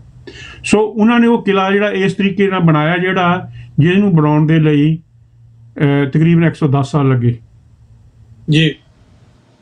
ਤੇ ਉਹਦਾ ਮਤਲਬ ਇਹੀ ਸੀਗਾ, ਗੁਰੂ ਸਾਹਿਬ ਨੇ ਕੋਈ ਇਕੱਲੀ ਮੇਰੀ ਪੀਰ ਦਾ ਸਿਧਾਂਤ ਦੇ ਕੇ ਇੱਕ ਗੱਲ ਕਰਕੇ ਨਹੀਂ ਛੱਡ ਦਿੱਤਾ ਸੀਗਾ। ਉਹਨਾਂ ਨੇ ਪਹਿਲਾਂ ਤਖ਼ਤ ਦਿੱਤਾ ਅਕਾਲ ਤਖ਼ਤ, ਫਿਰ ਉਹਨੇ ਕਿਲ੍ਹਾ ਬਣਾਇਆ, ਤੇ ਉਹ ਫਿਰ ਗੁਰੂ ਗੋਬਿੰਦ ਸਿੰਘ ਜੀ ਦੇ ਬਾਅਦ, ਜਾਂ 1699 ਦੀ 1704 ਤੋਂ ਜਿਹੜਾ ਪਰਿਵਾਰ ਵਿਛੋੜਾ ਹੋਇਆ, ਉਸ ਵੇਲੇ ਹਿੰਦੂਤਾ ਜਿਹੜਾ ਪਹਾੜੀ ਰਾਜੇ ਸੀ ਉਹਨਾਂ ਨਾਲ ਲੜਾਈਆਂ ਹੋਈਆਂ ਹੈਗੀਆਂ। ਉਹ ਕਿਲ੍ਹੇ ਦੀ ਜਿਹੜੀ ਬਣਤਰ ਸੀਗੀ, ਉਹਦੀ ਜਿਹੜੀ ਪ੍ਰੋਗਰੈਸ ਸੀਗੀ, ਉਹ ਲੱਖੀ ਸ਼ਾਹ ਬਣਜਾਰੇ ਦੇ ਅਧੀਨ ਚੱਲਦੀ ਰਹੀ ਲਗਾਤਾਰ, ਪਰ ਉਹਦਾ ਇੰਨਾ ਗੁਪਤ ਰੱਖਿਆ ਗਿਆ, ਉਹਦਾ ਜਿਹੜਾ ਸੀਗਾ ਮੰਤਵ ਕਿਸੇ ਨੂੰ ਪਤਾ ਨਹੀਂ ਲੱਗਾ। ਈਵਨ ਉਸ ਵੇਲੇ ਔਰੰਗਜ਼ੇਬ ਨੂੰ ਜਾਂ ਹੋਰ ਜਿਹੜੇ ਮੁਗਲ ਬਾਦਸ਼ਾਹ ਨੂੰ ਪਤਾ ਨਹੀਂ ਲੱਗਾ ਹੈਗਾ ਇਸ ਚੀਜ਼ ਦਾ। ਹੁਣ ਉਹ ਚੀਜ਼ ਦਾ ਪ੍ਰੂਫ ਮਿਲ ਰਿਹਾ ਸਾਡੇ ਕੋਲ, ਜੇ ਆਪਾਂ ਜਾਈਏ ਤਾਂ ਉਹ ਲੋਹਗੜ੍ਹ ਟਰੱਸਟ ਦੇ ਵਿੱਚ, ਤਾਂ ਉਹ ਤੁਹਾਨੂੰ ਬਹੁਤ ਸਾਰੀਆਂ ਉਸ ਚੀਜ਼ ਦੇ ਉੱਤੇ ਸਾਨੂੰ ਉਹਦੀ ਜਿਹੜੀ ਲਾਈਨ ਆ ਉਹ ਦੱਸਦੇ ਹੈਗੇ ਆ ਵੀ ਕਿਸ ਤਰੀਕੇ ਦੇ ਨਾਲ ਇਹ ਕਿਲ੍ਹਾ ਬਣਿਆ। ਅਤੇ ਉਸ ਕਿਲ੍ਹੇ ਨੂੰ ਫਿਰ ਬਾਬਾ ਬੰਦਾ ਸਿੰਘ ਬਹਾਦਰ ਨੇ ਐਵੇਂ ਤਾਂ ਨਹੀਂ ਉਹਨੂੰ ਯੂਜ਼ ਕਰ ਲਿਆ, ਉਹ ਗੁਰੂ ਗੋਬਿੰਦ ਸਿੰਘ ਮਹਾਰਾਜ ਨੇ ਉਹ ਸਾਰਾ ਉਹਨਾਂ ਨੂੰ ਸਮਝਾਇਆ ਉੱਤੇ ਨੰਦੇੜ ਸਾਹਿਬ, ਹਜ਼ੂਰ ਸਾਹਿਬ ਦੇ ਵਿੱਚ, ਜਦੋਂ ਉਹਨਾਂ ਨੂੰ ਗੁਰੂ ਦਾ ਸਿੱਖ ਬਣਾ ਕੇ ਛਕਾ ਕੇ ਗੁਰੂ ਦਾ ਸਿੱਖ ਬਣਾਇਆ ਹੈਗਾ, ਉਹ ਸਾਰੀਆਂ ਗੱਲਾਂ ਸਮਝਾਈਆਂ ਵੀ ਪੰਜਾਬ ਦੇ ਵਿੱਚ ਤੂੰ ਜਾਣਾ, ਪੰਜਾਬ ਦੇ ਵਿੱਚ ਜਾ ਕੇ ਕੀ ਕਰਨਾ, ਕਿੱਦਾਂ ਦਾ ਉੱਥੇ ਰਾਜ ਪੈਦਾ ਕਰਨਾ। ਤੇ ਉਹ ਇੱਕਦਮ 'ਚ ਉਹਨਾਂ ਨੇ ਤਾਂ ਕੀਤਾ ਨਹੀਂ ਹੈਗਾ, ਸਾਰਾ ਕੁਛ ਤਾਂ ਉਹ ਸਾਰਾ ਪਹਿਲਾਂ ਤਿਆਰ ਕੀਤਾ ਸੀਗਾ। ਅੱਜ ਹੁਣ ਸਰੀ ਜਿਹੜੀ ਅੱਜ ਦੀ ਸਾਡੀ ਗੱਲ ਹੈਗੀ ਆ, ਅੱਜ ਸਾਡੇ ਕੋਲ ਇਸ ਡਾਕੂਮੈਂਟ ਦੇ ਵਿੱਚ ਜਿਹੜੇ ਵੱਖ-ਵੱਖ ਇਸ਼ੂਆਂ ਦੇ ਲੈਂਦੇ ਹੋਏ ਜੇ ਅਸੀਂ ਇਹ ਗੱਲ ਕਰੀਏ ਤਾਂ ਅੱਜ ਸਾਡੇ ਕੋਲ ਉਹ ਸਾਰਾ ਮਸਾਲਾ, ਜਿਸ ਤਰੀਕੇ ਨਾਲ ਗੁਰੂ ਗੋਬਿੰਦ ਸਿੰਘ ਮਹਾਰਾਜ ਨੇ ਮਸਾਲਾ ਤਿਆਰ ਕਰਕੇ ਬੰਦਾ ਸਿੰਘ ਬਹਾਦਰ ਨੂੰ ਦਿੱਤਾ ਸੀਗਾ, ਉਹ ਮਸਾਲਾ ਅੱਜ ਸਾਡੇ ਕੋਲ ਉਦੋਂ ਵੀ ਵਧੀਆ ਤਰੀਕੇ ਦੇ ਨਾਲ ਤਿਆਰ ਹੋਇਆ ਹੈਗਾ, ਤਿਆਰ ਪਿਆ ਹੈਗਾ। ਸਿਰਫ ਉਸ ਮਸਾਲੇ ਨੂੰ, ਉਸ ਤਰੀਕੇ ਨੂੰ, ਉਸ ਸੋਚ ਨੂੰ ਕੌਮ ਦੇ ਵਿੱਚ ਦੱਸਣ ਦੀ ਲੋੜ ਹੈਗੀ ਆ। ਸਾਡੀ ਲੀਡਰਸ਼ਿਪ ਨੂੰ ਇਸ ਚੀਜ਼ ਦੇ ਉੱਤੇ ਚੇਤਨ ਕਰਨ ਦੀ ਲੋੜ ਹੈਗੀ, ਖਾਸ ਤੌਰ 'ਤੇ ਪੰਜਾਬ ਦੀ ਲੀਡਰਸ਼ਿਪ ਨੂੰ, ਵੀ ਤੁਹਾਡੇ ਕੋਲ ਤਾਂ ਸਾਰਾ ਕੁਝ ਤਿਆਰ ਬੈਠਾ ਪਿਆ ਹੈਗਾ ਮਸਾਲਾ, ਜੇ ਤੁਹਾਡੇ ਕੋਲ ਜੀ। ਮਸਾਲਾ ਤਿਆਰ ਬੈਠਾ ਹੈਗਾ ਪਿਆ ਹੈਗਾ, ਫਿਰ ਤੁਸੀਂ ਉਸ ਚੀਜ਼ ਨੂੰ ਕਿਉਂ ਇਗਨੋਰ ਕਰਦੇ ਹੈਗੇ ਆ? ਸ਼੍ਰੋਮਣੀ ਕਮੇਟੀ ਬਣੀ, ਅਕਾਲ ਤਖਤ ਸਾਹਿਬ ਦੇ ਕੋਲ ਜਥੇਦਾਰ, ਪਰ ਕਿਸੇ ਨੇ ਵੀ ਅੱਜ ਤੱਕ ਉਸ ਲੋਹਗੜ੍ਹ ਕਿਲੇ ਦੀ ਮੀਰੀ ਪੀਰੀ ਦੇ ਸਿਧਾਂਤ ਦੀ ਜਿਹੜੀ ਆਮ ਲੋਕਾਂ ਦੇ ਵਿੱਚ ਗੱਲ ਨਹੀਂ ਕੀਤੀ ਹੈਗੀ, ਕਿਉਂਕਿ ਉਹ ਇੰਨੇ ਡਰ ਗਏ ਹੈਗੇ, ਉਹ ਮਾਨਸਿਕ ਤੌਰ ਤੇ ਗੁਲਾਮ ਹੋ ਚੁੱਕੇ ਹੈਗੇ ਆ ਜੀ, ਆਪਾਂ ਮੰਨ ਲਈਏ। ਜੀ ਤੇ ਸਾਡਾ ਦੇਖੋ ਇਹਨਾਂ ਰਾਜ ਜੀ, ਹਾਂਜੀ ਤੁਸੀਂ ਕਰੋ ਅੱਜ complete। ਜਿਹੜੇ ਆਪਾਂ ਬਾਹਰ ਬੈਠੇ ਹੈਗੇ ਸਿੱਖ, ਜਿਹੜਾ ਅੱਜ ਵਿਦੇਸ਼ਾਂ ਦੇ ਵਿੱਚ ਸਿੱਖ ਬੈਠਾ ਹੈਗਾ, ਅੱਜ ਜੀ। ਹੁਣ ਜਿਹੜੀ ਲੜਾਈ ਆ, ਚਲੋ ਲੜਾਈ ਪੰਜਾਬ ਤੋਂ ਸ਼ੁਰੂ ਹੋਈ 1984 ਤੋਂ ਪਹਿਲਾਂ, ਜਿਹੜਾ ਅਨੰਦਪੁਰ ਸਾਹਿਬ ਦਾ ਮਤਾ ਸੀ ਉਹ ਵੀ ਤਾਂ ਰਾਜ ਸ਼ਕਤੀ ਦੀ ਇਹ ਗੱਲ ਸੀਗੀ। ਤੇ ਫਿਰ ਜੀ। ਜੋ ਉਹਨਾਂ ਨੇ ਹਰਿਮੰਦਰ ਸਾਹਿਬ ਦੇ ਉੱਤੇ ਅਟੈਕ ਕੀਤਾ, ਉਦੋਂ ਬਾਅਦ ਜਿਹੜੀ ਸੀਗੀ ਇਹ ਲੜਾਈ ਤਾਂ ਸ਼ੁਰੂਆਤ ਸਟੈਪ ਬਾਈ ਸਟੈਪ ਸੀਗੀ, ਜਿਹਨੂੰ ਭਾਰਤੀ ਹੁਕਮਰਾਨ ਸਮਝਦੇ ਸੀਗੇ ਵੀ ਇਹ ਖਾਲਿਸਤਾਨ ਦੀ ਗੱਲ ਕਰਦੇ ਹੈਗੇ ਆ। ਹਾਲਾਂਕਿ ਖਾਲਿਸਤਾਨ ਸਿੱਧਾ ਸ਼ਬਦ ਨਹੀਂ ਸੀ ਵਰਤਿਆ ਜਾਂਦਾ, ਇਹ ਉਹ ਗੁਰੂ ਸਾਹਿਬਾਂ ਦੀ ਗੱਲ ਹੀ ਸੀਗੀ ਵੀ ਪਹਿਲਾਂ ਅਸੀਂ ਕਿਲੇ ਬਣਾਈਏ, ਲੋਕਾਂ ਨੂੰ ਤਿਆਰ ਕਰੀਏ ਮਾਨਸਿਕ ਤੌਰ ਦੇ ਉੱਤੇ, ਤੇ ਫਿਰ ਅਸੀਂ ਗੁਰੂ ਸਾਹਿਬ ਨੇ ਤਾਂ 2200 ਫੌਜੀਆਂ ਦੀ ਘੋੜਸਵਾਰ ਸਿੰਘਾਂ ਦੀ ਫੌਜ ਤਿਆਰ ਕੀਤੀ ਸੀਗੀ। ਉਹ ਵੀ ਇੱਕ ਸ਼ੁਰੂਆਤੀ ਸੀਗੀ ਨਾ ਗੱਲ। ਫਿਰ ਉਹਨਾਂ ਨੇ 4 ਲੜਾਈਆਂ ਲੜੀਆਂ, ਉਹ ਜਿੱਤੀਆਂ। ਸੋ ਇਹ ਸਾਰੇ ਦਾ ਸਾਰਾ ਜਿਹੜਾ ਇਸ਼ੂ ਸੀਗਾ, ਸਾਡੀ ਜਿਹੜੀ ਸ਼੍ਰੋਮਣੀ ਕਮੇਟੀ ਹੈਗੀ ਆ ਜਾਂ Akal Takht and heavy artillery, including tanks, high-powered guns, ਪੂਰੀ ਤਰੀਕੇ ਦੇ ਨਾਲ ਇਗਨੋਰ ਕੀਤਾ ਹੈਗਾ ਜੀ। ਸੋ ਇੱਥੇ ਮੈਂ ਥੋੜੀ ਜੀ ਜਾਣਕਾਰੀ ਦੇ ਦਿਆਂ ਜੀ ਕਿ ਸਾਡੀ ਟੀਮ ਦਾ ਮੈਸੇਜ ਆ ਕਿ ਸਾਈਬਰ ਅਟੈਕ ਹੋਇਆ ਸੀ ਥੋੜੀ ਦੇਰ ਪਹਿਲਾਂ, ਤੇ ਉਹਦੇ ਕਰਕੇ ਇੱਕ ਗਲਿਚ ਆਇਆ ਸੀਗਾ, ਇਸ ਲਈ ਲਿੰਕ ਉਹਨਾਂ ਨੂੰ ਦੁਬਾਰਾ ਅਪਲੋਡ ਕਰਨਾ ਪਿਆ। ਸੋ ਇਸ ਲਈ ਪ੍ਰੋਗਰਾਮ ਜਿਹੜੇ ਸਰੋਤੇ ਸਾਡੇ ਨਾਲ ਦਰਸ਼ਕ ਜੁੜੇ ਹੋਏ ਸੀ YouTube ਦੇ ਉੱਤੇ ਜਾਂ Facebook ਉੱਤੇ, ਉਹ ਡਿਸਕਨੈਕਟ ਹੋ ਗਏ ਸੀਗੇ। ਤੇ ਪੰਜਾਬ ਤੋਂ ਵੀ ਇੱਕ ਮੈਸੇਜ ਕੀਤਾ ਵੀਰ ਨੇ, ਆਪਣਾ ਮਹਿੰਦਰ ਸਿੰਘ ਹੋਣਾ ਨੇ, ਕਹਿੰਦੇ ਅਸੀਂ ਪੰਜਾਬ ਤੋਂ ਆ ਤੇ ਚੈਨਲ ਵਾਰ-ਵਾਰ ਕੱਟ ਰਿਹਾ। ਮੇਰਾ ਖਿਆਲ ਹੈ ਇਹ ਪ੍ਰੋਬਲਮ ਸਾਈਬਰ ਅਟੈਕ ਹੋਇਆ ਸੀਗਾ ਤੇ ਇਹਨੂੰ ਸੋਲਵ ਕਰਨ ਦੀ ਕੋਸ਼ਿਸ਼ ਕੀਤੀ ਟੀਮ ਨੇ। ਸੋ ਨਾਲ ਦੀ ਨਾਲ ਪ੍ਰੋਗਰਾਮ ਸ਼ੇਅਰ ਜ਼ਰੂਰ ਕਰ ਦਿਓ ਜੀ, ਤਾਂ ਕਿ ਇਹ ਜਿਹੜੇ ਵੀਰ ਭੈਣਾਂ ਪਹਿਲਾਂ ਜੁੜੇ ਸੀ ਉਹਨਾਂ ਕੋਲ ਦੁਬਾਰਾ ਇਹ ਪਹੁੰਚ ਸਕੇ। ਔਰ ਗੱਲਬਾਤ ਤੁਸੀਂ ਸੁਣ ਰਹੇ ਹੋ ਜੀ, ਸਾਡੀ ਜਿਹੜੀ ਆ ਸਰਦਾਰ ਜਸਪਾਲ ਸਿੰਘ ਉਹਨਾਂ ਨਾਲ UK ਤੋਂ ਹੋ ਰਹੀ ਆ। ਸੋ ਮੀਰੀ ਪੀਰੀ ਦੇ ਸਿਧਾਂਤ ਦੇ ਉੱਤੇ ਜਿਹੜਾ ਅਸੀਂ ਗੱਲਬਾਤ ਕਰ ਰਹੇ ਹਾਂ, ਸਿੱਖ ਕੌਮ ਦੀ ਜਿਹੜਾ ਕੌਮੀ ਘਰ ਖਾਲਿਸਤਾਨ ਆ ਉਹਦੀ ਬਣਤਰ ਬਾਰੇ ਗੱਲ ਕਰ ਰਹੇ ਹਾਂ। ਤੇ ਗੱਲ ਆਪਾਂ ਜੇ ਅੱਗੇ ਵਧਾਈਏ, ਉਸ ਤੋਂ ਪਹਿਲਾਂ ਮੈਂ ਦੱਸ ਦਿਆਂ ਕਿ ਜੀ ਇਸ ਪ੍ਰੋਗਰਾਮ ਦੇ ਸਪਾਂਸਰ ਨੇ ਅਕਾਲ ਇੰਟਰਪ੍ਰੀਟਰ ਸਰਵਿਸਿਜ਼। ਇਹ ਕੈਨੇਡਾ ਭਰ ਦੇ ਵਿੱਚ ਤੁਹਾਡਾ ਕੋਈ ਜਿਹੜਾ ਰਿਫਿਊਜੀ ਕਲੇਮ ਹੈਗਾ, ਉਹਦੇ ਵਿੱਚ ਤੁਹਾਨੂੰ ਸੇਵਾਵਾਂ ਦੇ ਸਕਦੇ ਨੇ ਇੰਟਰਪ੍ਰੀਟਰ ਦੀਆਂ। ਤੁਹਾਨੂੰ ਜਿਹੜਾ ਆਪਣਾ ਕੇਸ ਫਾਈਲ ਕਰਨ ਦੇ ਵਿੱਚ ਹੈਲਪ ਕਰ ਸਕਦੇ ਆ। ਇਸ ਤੋਂ ਇਲਾਵਾ ਕੋਈ ਸਿਟੀਜ਼ਨਸ਼ਿਪ ਦੀ ਐਪਲੀਕੇਸ਼ਨ, PR ਦੀ ਐਪਲੀਕੇਸ਼ਨ, ਜਾਂ ਤੁਸੀਂ ਕੋਈ ਸਪਾਂਸਰਸ਼ਿਪ ਬਣਵਾਉਣੀ ਆ ਤਾਂ ਉਹਦੇ ਵਿੱਚ ਵੀ ਤੁਹਾਡੀ ਹੈਲਪ ਕਰ ਸਕਦੇ ਆ। ਤਾਂ ਨੰਬਰ ਇਹਨਾਂ ਦੇ ਸਕਰੀਨ ਦੇ ਉੱਤੇ ਨੇ ਜੀ, 514 770 7465, ਤੇ ਜਾਂ ਫਿਰ ਇਹਨਾਂ ਨੂੰ ਤੁਸੀਂ ਈਮੇਲ ਦੇ ਉੱਤੇ akalservices@hotmail.com ਦੇ ਉੱਤੇ ਸੰਪਰਕ ਕਰਕੇ ਇਹ ਸੇਵਾਵਾਂ ਲੈ ਸਕਦੇ ਹੋ। ਕੈਨੇਡਾ ਭਰ ਦੇ ਵਿੱਚ ਕਿਤੇ ਵੀ ਤੁਹਾਡਾ ਹੈ ਕੋਈ, ਤੇ ਇਹ ਤੁਹਾਡੀ ਜਿਹੜੀ ਹੈ ਇਹ ਹੈਲਪ ਕਰ ਸਕਦੇ ਨੇ। ਸੋ ਪ੍ਰੋਗਰਾਮ ਨੂੰ ਤੁਸੀਂ ਵੇਖ ਰਹੇ ਹੋ ਜੀ ਲਾਈਵ। ਇਹ ਸਾਡਾ ਸਾਰੇ ਹੀ ਤਕਰੀਬਨ ਜਿੰਨੇ ਨਾਰਥ ਅਮਰੀਕਾ ਦੇ ਵਿੱਚ IPTV ਬਾਕਸਿਸ ਨੇ ਉਹਨਾਂ ਦੇ ਉੱਤੇ ਸਾਡਾ ਚੈਨਲ ਚੱਲਦਾ। ਜੇ ਤੁਹਾਨੂੰ ਕੋਈ ਪ੍ਰੋਬਲਮ ਆ ਰਹੀ ਹੈ ਤਾਂ ਤੁਸੀਂ ਆਪਣੇ ਪ੍ਰੋਵਾਈਡਰ ਨਾਲ ਗੱਲ ਕਰ ਸਕਦੇ ਹੋ, ਤੇ ਉਹ ਸਾਡੇ ਕੋਲ ਲਿੰਕ ਜਿਹੜਾ ਦੁਬਾਰਾ ਨਿਊ ਲਿੰਕ ਲੈ ਸਕਦਾ, ਤਾਂ ਕਿ ਕੋਈ ਪ੍ਰੋਬਲਮ ਜੇ ਕੋਈ ਆ ਰਹੀ ਹੈ ਕਿਸੇ ਆਵਾਜ਼ ਦੇ ਵਿੱਚ ਜਾਂ ਪਿਕਚਰ ਦੇ ਵਿੱਚ ਤਾਂ ਉਹ ਸੋਲਵ ਹੋ ਜਾਏਗੀ। ਸੋ YouTube ਦੇ ਉੱਤੇ ਤੁਸੀਂ ਸਾਨੂੰ ਵੇਖ ਸਕਦੇ ਹੋ, TV84 ਦੇ Facebook ਪੇਜ ਤੇ ਦੇਖ ਸਕਦੇ ਹੋ, ਔਰ ਤੁਸੀਂ ਵੱਡੀ ਗਿਣਤੀ ਦੇ ਵਿੱਚ ਸਾਡੇ ਨਾਲ ਜੁੜਦੇ ਹੋ ਤੇ ਤੁਹਾਡਾ ਬਹੁਤ-ਬਹੁਤ ਧੰਨਵਾਦ। ਜੇ ਤੁਸੀਂ ਲੇਟ ਜੁੜੇ ਹੋ ਪ੍ਰੋਗਰਾਮ ਦੇ ਵਿੱਚ ਤੇ ਪੂਰਾ ਪ੍ਰੋਗਰਾਮ ਤੁਸੀਂ ਵੇਖਣਾ ਚਾਹੁੰਦੇ ਹੋ ਤਾਂ ਪ੍ਰੋਗਰਾਮ ਤੋਂ ਬਾਅਦ ਰਾਈਟ ਵੇ ਇਹ ਜਿਹੜਾ YouTube ਦੇ ਉੱਤੇ ਅਪਲੋਡ ਹੋ ਜਾਂਦਾ। ਸੋ ਆਪਾਂ ਗੱਲ ਕਰ ਰਹੇ ਸੀਗੇ ਸਰਦਾਰ ਜਸਪਾਲ ਸਿੰਘ ਜੀ ਕਿ ਸ਼੍ਰੋਮਣੀ ਕਮੇਟੀ ਦੇ ਕੋਲ ਜਾਂ ਸਾਡੇ ਕੋਲ ਮਸਾਲਾ ਪਿਆ ਉੱਤੇ ਕੰਮ ਕਿਉਂ ਨਹੀਂ ਕਰਦੇ। ਮੈਂ ਇੱਕ ਛੋਟੀ ਜਿਹੀ ਘਟਨਾ ਤੁਹਾਡੇ ਨਾਲ ਸਾਂਝੀ ਕਰਕੇ ਨਾ ਫਿਰ ਅੱਗੇ ਆਪਾਂ ਵਧਦੇ ਹਾਂ ਆਪਣੇ ਅਗਲੇ ਵਿਸ਼ੇ ਦੇ ਉੱਤੇ ਜੀ। ਉਹ ਘਟਨਾ ਇਹ ਆ ਕਿ ਇੱਥੇ ਸਾਡੇ ਕੈਨੇਡਾ ਤੋਂ ਹੀ ਸਰਦਾਰ ਬਨਵੈਂਤ ਸਿੰਘ ਜੀ ਸੀਗੇ, ਮੈਂ ਚਲੋ ਪੂਰਾ ਨਾਮ ਉਹਨਾਂ ਦਾ ਹੁਣ ਨਹੀਂ ਲੈਂਦਾ ਹਨਾ, ਬਨਵੈਂਤ ਸਾਹਿਬ ਉਹਨਾਂ ਨੂੰ ਕਹਿੰਦੇ ਆ ਬਾਬਾ ਜੀ। ਉਹ ਕਾਫੀ ਦੇਰ ਤੋਂ ਜਿਹੜਾ ਕੌਮ ਦੇ ਨਾਲ ਜੁੜੇ ਹੋਏ ਆ, ਕੌਮ ਦੀ ਚੜ੍ਹਦੀ ਕਲਾ ਲਈ ਕੰਮ ਕਰ ਰਹੇ ਆ। ਤੇ ਉਹਨਾਂ ਨੇ ਕਾਫੀ ਦੇਰ ਤੋਂ ਜਿਹੜੇ ਨਾ ਨਨਕਾਣਾ ਸਾਹਿਬ ਜਾਂ ਪਾਕਿਸਤਾਨ ਦੇ ਵਿੱਚ ਹੋਰ ਤਕਰੀਬਨ ਸਾਲ ਦੇ ਵਿੱਚ 4-5 ਕੈਂਪ ਲਾਉਂਦੇ ਆ ਮੈਡੀਕਲ ਦੇ, ਤਾਂ ਕਿ ਜਿਹੜੀ ਸਾਂਝ ਆ ਦੋਹਾਂ ਪੰਜਾਬਾਂ ਦੀ ਬਣੀ ਰਹੇ।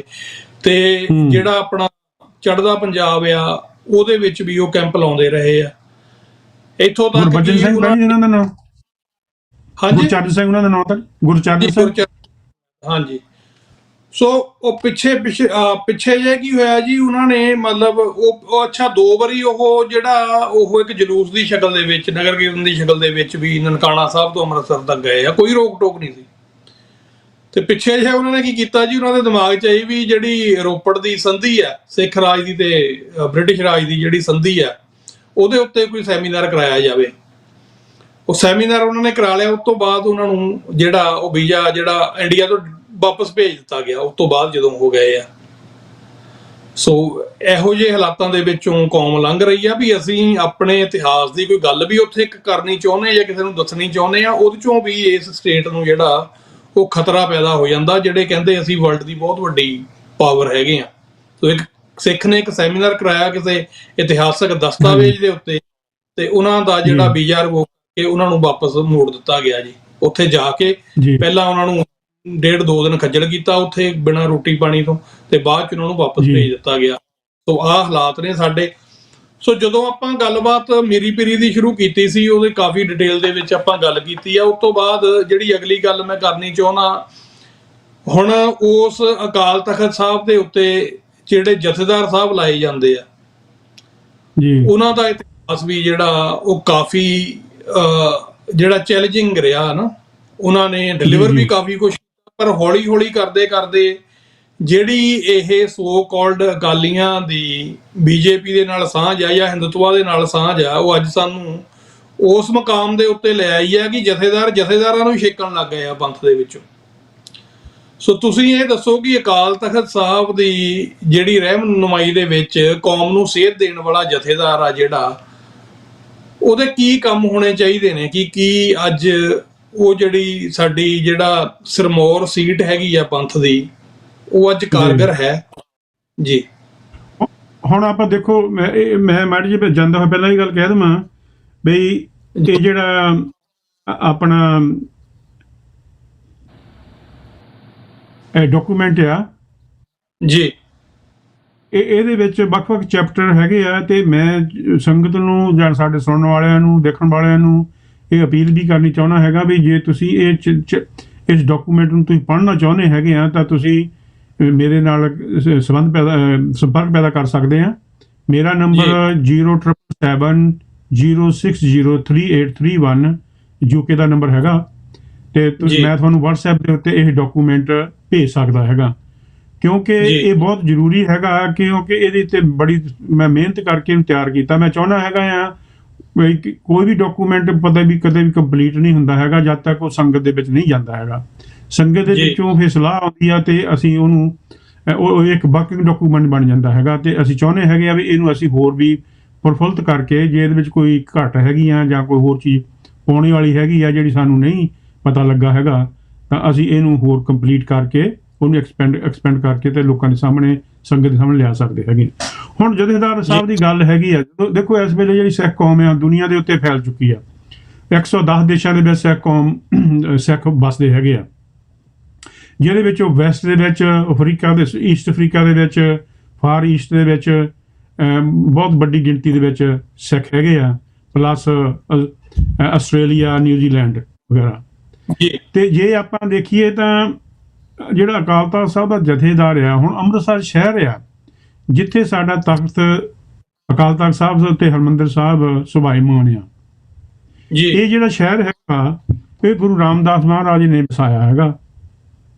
ਅੱਜ ਕਿਸੇ ਸਮੇਂ ਇਹ ਜਿਹੜਾ ਸੀਗਾ ਅੰਮ੍ਰਿਤਸਰ ਸ਼ਹਿਰ ਇੱਕ ਵਪਾਰ ਦਾ ਕੇਂਦਰ ਸੀਗਾ ਨਾਰਥਰਨ ਇੰਡੀਆ ਦੇ ਵਿੱਚ, ਜਿੱਥੋਂ ਥਰੂ ਆਊਟ ਦਾ ਯੂਰਪ, ਮੱਧ ਏਸ਼ੀਆ ਨੂੰ ਵਪਾਰ ਹੁੰਦਾ ਸੀਗਾ।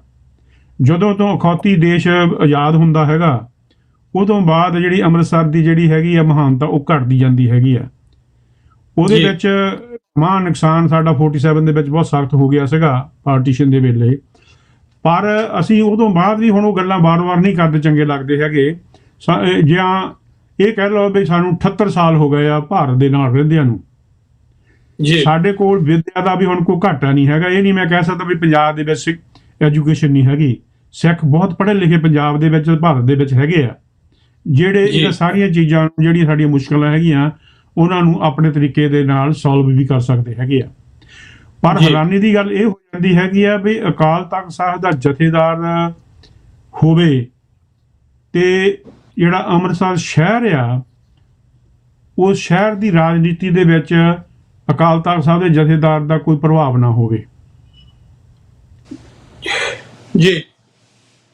ਉਸ ਸ਼ਹਿਰ ਦਾ ਜਿਹੜਾ ਸ਼ਹਿਰ ਵਸਾਇਆ ਹੀ ਗੁਰੂਆਂ ਨੇ ਆ, ਜੇ ਸ਼ਹਿਰ ਦੀ ਡਿਵੈਲਪਮੈਂਟ ਹੀ ਸਿੱਖ ਗੁਰੂਆਂ ਨੇ ਕੀਤੀ ਹੈਗੀ ਆ ਤੇ ਉਸ ਜਥੇਦਾਰ ਦੀ ਕੋਈ ਵੀ ਭੁਗਤ ਨਾ ਹੋਵੇ ਰਾਜਨੀਤਿਕ ਤੌਰ ਦੇ ਉੱਤੇ ਉਸ ਸ਼ਹਿਰ ਦੇ ਵਿੱਚ, ਤਾਂ ਇੱਕ ਬਹੁਤ ਵੱਡੀ ਹੈਰਾਨੀ ਦੀ ਗੱਲ ਹੁੰਦੀ ਹੈਗੀ ਆ। ਇਹ ਤਾਂ ਇਦਾਂ ਗੱਲ ਜੀ। ਮੰਨ ਲਈ ਜਾਵੇ ਵੀ ਜੇ ਪੋਪ ਭਾਵੇਂ ਉਹ ਵੈਟੀਕਨ ਦੇ ਵਿੱਚ ਹੈਗਾ, ਉਹਨੂੰ ਇੱਕ ਸਪੈਸ਼ਲ ਇਲਾਕਾ ਦਿੱਤਾ ਹੋਇਆ ਹੈਗਾ, ਉਹਦੀ ਜਿਹੜੀ ਰੋਮਨ ਰਾਜਨੀਤੀ ਆ ਉਹਦੇ ਵਿੱਚ, ਰੋਮ ਦੀ ਰਾਜਨੀਤੀ ਆ ਉਹਦੇ ਵਿੱਚ ਉਹਦਾ ਵੱਡਾ ਹਿੱਸਾ ਤੁਹਾਡੀ ਹੈਗਾ। ਆਵਾਜ਼ ਘੱਟ ਹੋ ਰਹੀ ਹੈ, ਥੋੜਾ ਜਿਹਾ ਦੇਖਿਓ ਜੀ, ਤੁਹਾਡੀ ਆਵਾਜ਼ ਘੱਟ ਹੋ ਰਹੀ ਹੈ, ਸਮਝ ਨਹੀਂ ਸੀ ਇਹ ਗੱਲ। ਬੜਾ ਆਵਾਜ਼ ਦੁਬਾਰਾ ਤੁਹਾਡੀ ਚੈੱਕ ਟੁੱਟਣ ਲੱਗ ਪਈ ਹੈ ਨਾ। ਭਾਜੀ ਠੀਕ ਆ ਰਹੀ ਹੈ ਆਵਾਜ਼? ਹਾਂਜੀ, ਆਵਾਜ਼ ਟੁੱਟਣ ਲੱਗ ਪਈ। ਹਾਂਜੀ, ਆਵਾਜ਼ ਪੂਰੀ ਨਹੀਂ ਆ ਰਹੀ। ਮੈਂ ਤੁਹਾਡੀ ਕਦੇ ਵੀ ਟੁੱਟਦੀ ਆ, ਮੇਰੀ ਪਤਾ ਨਹੀਂ ਹੁਣ ਤੁਹਾਨੂੰ ਕਿੱਦਾਂ ਆਉਂਦੀ ਕਿ ਨਹੀਂ, ਪ੍ਰੋਬਲਮ ਆ ਰਹੀ ਹੈ। ਕਾਫੀ ਟੁੱਟ ਗਈ ਆਵਾਜ਼। ਤੁਸੀਂ ਦੇਖੋ ਜੇ ਰੀਜੁਆਇਨ ਕਰ ਸਕਦੇ ਆ ਲਿੰਕ ਨੂੰ। ਹਾਂਜੀ ਹਾਂ ਹੁਣ ਬੋਲਿਓ, ਹੁਣ ਠੀਕ ਹੈ ਮੇਰਾ ਖਿਆਲ। ਹਾਂਜੀ ਹਾਂਜੀ, ਮੇਰਾ ਕਹਿਣ ਦਾ ਮਤਲਬ ਸੀਗਾ ਬਈ ਜਿਹੜੀ ਮਿਊਨਿਸਪਲ ਕਮੇਟੀ ਹੋਊਗੀ, ਜਿਹੜੀ ਉੱਥੇ ਦੀ ਕੌਂਸਲ ਹੈਗੀ ਅੰਮ੍ਰਿਤਸਰ ਦੀ, ਅੰਮ੍ਰਿਤਸਰ ਸ਼ਹਿਰ ਦੀ, ਜੀ ਜਿਹੜੀ ਪ੍ਰਬੰਧ ਚਲਾਉਂਦੀ ਹੈਗੀ ਆ, ਜੀ। ਉਹਦੇ ਵਿੱਚ ਅਕਾਲ ਤਖਤ ਦੇ ਜਥੇਦਾਰ ਦਾ ਕੋਈ ਨਾਂ ਤੱਕ ਨਹੀਂ ਹੈਗਾ। ਅਸੀਂ ਗੱਲਾਂ ਕਰਦੇ ਹੈਗੇ ਜੀ। ਆ ਵੀ ਅਸੀਂ ਆਜ਼ਾਦ ਭਾਰਤ ਦੇ ਵਿੱਚ ਇੱਕ ਆਜ਼ਾਦ ਕੌਮ ਆ, ਜਾਂ ਅਕਸਰ ਸਾਡੇ ਜਿਹੜੀ ਲੀਡਰਸ਼ਿਪ ਆ ਉਹ ਸਿੱਖਾਂ ਨੂੰ ਭੁਲੇਖਾ ਪਾਉਣ ਦੇ ਲਈ ਇੱਦਾਂ ਦੀਆਂ ਗੱਲਾਂ ਕਰਕੇ ਉਹਨਾਂ ਦੀਆਂ ਵੋਟਾਂ ਲੈ ਲੈਂਦੀ ਹੈਗੀ ਹੈ। ਜੀ। ਤੇ ਹੁਣ ਜਦੋਂ ਕਿ ਸਿੱਖ ਕੌਮ ਸਾਰੀ ਦੁਨੀਆ ਦੇ ਵਿੱਚ ਫੈਲ ਚੁੱਕੀ ਹੈਗੀ ਆ, ਤਾਂ ਉਹਨਾਂ ਦਾ ਫਰਜ਼ ਬਣਦਾ ਹੈਗਾ ਵੀ ਜਦੋਂ ਜਥੇਦਾਰ ਦੀ ਨਿਯੁਕਤੀ ਕਰਨੀ ਹੈਗੀ ਆ, ਉਹਦੀ ਜਿਹੜੀ ਉਹਦੀ ਇਲੈਕਸ਼ਨ ਨਹੀਂ ਹੋਣੀ ਚਾਹੀਦੀ ਕਦੇ ਵੀ। ਜਿੱਦਾਂ ਕਈ ਵਾਰ ਗੱਲ ਚੱਲਦੀ ਆ ਵੀ ਅਕਾਲ ਤਖਤ ਸਾਹਿਬ ਦੀ ਜਿਹੜਾ ਜਥੇਦਾਰ, ਉਹਦੀ ਚੋਣ ਹੋਣੀ, ਉਹਦੀ ਇਲੈਕਸ਼ਨ ਹੋਣੀ ਚਾਹੀਦੀ ਆ, ਉਹਦੀ ਇੱਕ ਨਿਯੁਕਤੀ ਹੋਣੀ ਚਾਹੀਦੀ ਆ। ਉਹਦੀ ਆਪਣੀ ਲਿਆਕਤ, ਉਹਦੀ ਇੰਡੀਵਿਜੂਅਲ ਜਾਂ ਜਿਹੜੀ ਉਹਦੀ ਸੋਚ, ਕਿੰਨਾ ਪੜ੍ਹਿਆ ਆ, ਕਿ ਉਸ ਕਿੰਨਾ ਵੱਡਾ ਸਿੱਖ ਆ, ਕੀ ਉਹਦੀ ਜਿਹੜੀ ਸਮਾਜਿਕ ਰੁਤਬਾ ਹੈਗਾ, ਉਹਦੀ ਜਿਹੜੀ ਆਪਣੀ ਪ੍ਰਾਈਵੇਟ ਲਾਈਫ ਹੈਗੀ ਆ, ਕਿੰਨਾ ਕੁ ਉਹ ਸਿੱਖੀ ਦੇ ਵਿੱਚ ਸਿੱਖੀ ਦੇ ਸਿਧਾਂਤਾਂ ਨੂੰ ਜਾਣਦਾ ਹੈਗਾ, ਕਿੰਨਾ ਉਹ ਆਪਣੀ ਮਰਿਆਦਾ ਦੇ ਵਿੱਚ ਪਰਪੱਕਤਾ ਰੱਖਦਾ ਹੈਗਾ। ਇਹ ਸਾਰੀਆਂ ਗੱਲਾਂ ਉਹਦੇ ਕੋਲ ਹੋਣੀਆਂ ਚਾਹੀਦੀਆਂ, ਜ਼ਰੂਰੀ ਹੈਗੀਆਂ। ਪਰ ਉਹ ਨਿਯੁਕਤੀ ਆ ਉਹ ਹੋਣੀ ਚਾਹੀਦੀ ਵਰਲਡ ਵਾਈਡ ਸਿੱਖਾਂ ਦੇ ਵਿੱਚੋਂ। America, Canada, England, Europe, Australia, New Zealand, Italy, ਜਿੱਥੇ ਜਿੱਥੇ ਵੀ ਸਿੱਖ ਵਸਦੇ ਹੈਗੇ ਆ, ਬਹੁਤ ਸਾਰੇ ਸਿੱਖ ਇਹੋ ਜਿਹੇ ਹੈਗੇ ਆ ਜਿਹੜੇ ਇਸ ਚੀਜ਼ ਦੇ ਯੋਗ ਹੈਗੇ ਆ, ਅੱਜ ਦੇ ਮੌਜੂਦਾ ਜਥੇਦਾਰਾਂ ਨਾਲੋਂ ਵਧੀਆ ਕੰਮ ਕਰ ਸਕਦੇ ਹੈਗੇ ਆ। ਜੀ। ਇਹ ਕੋਈ ਜ਼ਰੂਰੀ ਨਹੀਂ ਹੈਗਾ ਵੀ ਉਹ ਜਥੇਦਾਰ ਅਕਾਲ ਤਖਤ ਸਾਹਿਬ ਤੇ ਹੀ ਆ ਕੇ ਬੈਠੇ, ਉਹ ਬਾਹਰ ਬਹਿ ਕੇ ਵੀ ਕੰਮ ਕਰ ਸਕਦਾ ਹੈ ਜੇ ਉੱਥੇ ਦੀ ਗਵਰਨਮੈਂਟ ਉਹਨੂੰ ਬੈਨ ਕਰਦੀ ਹੈਗੀ ਆ। ਜਿੱਦਾਂ ਤੁਸੀਂ ਗੱਲ ਕੀਤੀ ਆ ਵੀ ਜੇ ਕੋਈ ਪ੍ਰਚਾਰ ਕਰਦਾ ਤਾਂ ਉਹਨੂੰ ਉੱਥੇ ਜ਼ਬਰਦਸਤੀ ਬਾਹਰ ਕੱਢ ਦਿੰਦੇ ਹੈਗੇ ਆਪਣੀ ਰਾਜਨੀਤਿਕ ਸ਼ਕਤੀ ਦੇ ਨਾਲ। ਜੀ। ਸੋ ਇਹ ਹੁਣ ਸਾਨੂੰ ਇੱਕ ਰੈਵੋਲੂਸ਼ਨ ਹੋਣਾ ਚਾਹੀਦਾ ਸਿੱਖ ਕੌਮ ਦੇ ਵਿੱਚ। ਠੀਕ ਹੈ, ਆਜ਼ਾਦੀ ਦੀ ਲੜਾਈ ਚੱਲ ਰਹੀ ਹੈਗੀ ਆ, ਬੜੇ ਵਧੀਆ ਤਰੀਕੇ ਦੇ ਨਾਲ ਰੈਫਰੈਂਡਮ ਚੱਲ ਰਿਹਾ ਹੈਗਾ ਆ, ਬਹੁਤ ਵਧੀਆ ਤਰੀਕੇ ਦੇ ਨਾਲ SFJ ਜਾਂ ਹੋਰ ਸਹਾਇਕ ਜਥੇਬੰਦੀਆਂ ਜਾਂ ਸਾਰੇ ਸਿੰਘ ਆਪੋ ਆਪਣੇ ਤਰੀਕੇ ਨਾਲ ਇਸ ਆਜ਼ਾਦੀ ਦੀ ਲਹਿਰ ਦੇ ਵਿੱਚ ਆਪਣੀ ਯੋਗਤਾ ਅਨੁਸਾਰ ਹਿੱਸਾ ਪਾ ਰਹੇ ਹੈਗੇ ਆ। ਪਰ ਇਹ ਇੱਕ ਬਹੁਤ ਵੱਡੀ ਗੱਲ ਹੈਗੀ ਆ ਵੀ ਜੇ ਅਸੀਂ ਅਕਾਲ ਤਖਤ ਸਾਹਿਬ ਦਾ ਜਿਹੜਾ ਜਥੇਦਾਰ ਆ ਉਹਨੂੰ ਹੁਣ ਉਸ ਤਰੀਕੇ ਦੇ ਨਾਲ ਚੁਣੀਏ ਜਿਹੜੇ ਦੁਨੀਆ ਇਹ ਗੱਲ ਸੋਚੇ ਵੀ ਹਾਂ ਸਿੱਖ ਕੌਮ ਵਾਕਿਆ ਹੀ ਰਾਜ ਕਰਨ ਦੇ ਹੁਣ ਯੋਗ ਹੋ ਜਾਂਦੀ ਆ, ਹੋਈ ਜਾ ਰਹੀ ਹੈਗੀ ਆ।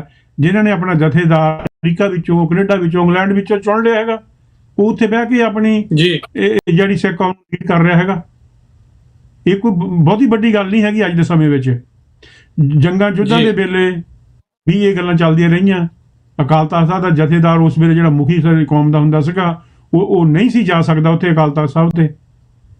ਸੋ ਇਹ ਜਿਹੜੀ ਗੱਲ ਹੈਗੀ ਆ, ਸਾਨੂੰ ਇਹਦੇ ਉੱਤੇ ਬਹੁਤ ਗੰਭੀਰਤਾ ਨਾਲ ਸੋਚਣ ਦੀ ਲੋੜ ਹੈਗੀ ਆ ਵੀ ਜਿਹੜਾ ਸਾਡਾ ਜਥੇਦਾਰ ਹੈਗਾ ਉਹ ਕਿਹੋ ਜਿਹਾ ਹੋਣਾ ਚਾਹੀਦਾ ਹੈਗਾ, ਉਹਦੀ ਚੋਣ, ਉਹਦੀ ਨਿਯੁਕਤੀ ਕਿੱਦਾਂ ਦੀ ਹੋਣੀ ਚਾਹੀਦੀ ਹੈਗੀ ਆ, ਉਹ ਕਿਹੋ ਜਿਹੀ ਪਰਸਨੈਲਿਟੀ ਹੋਣੀ ਚਾਹੀਦੀ ਹੈਗੀ ਆ।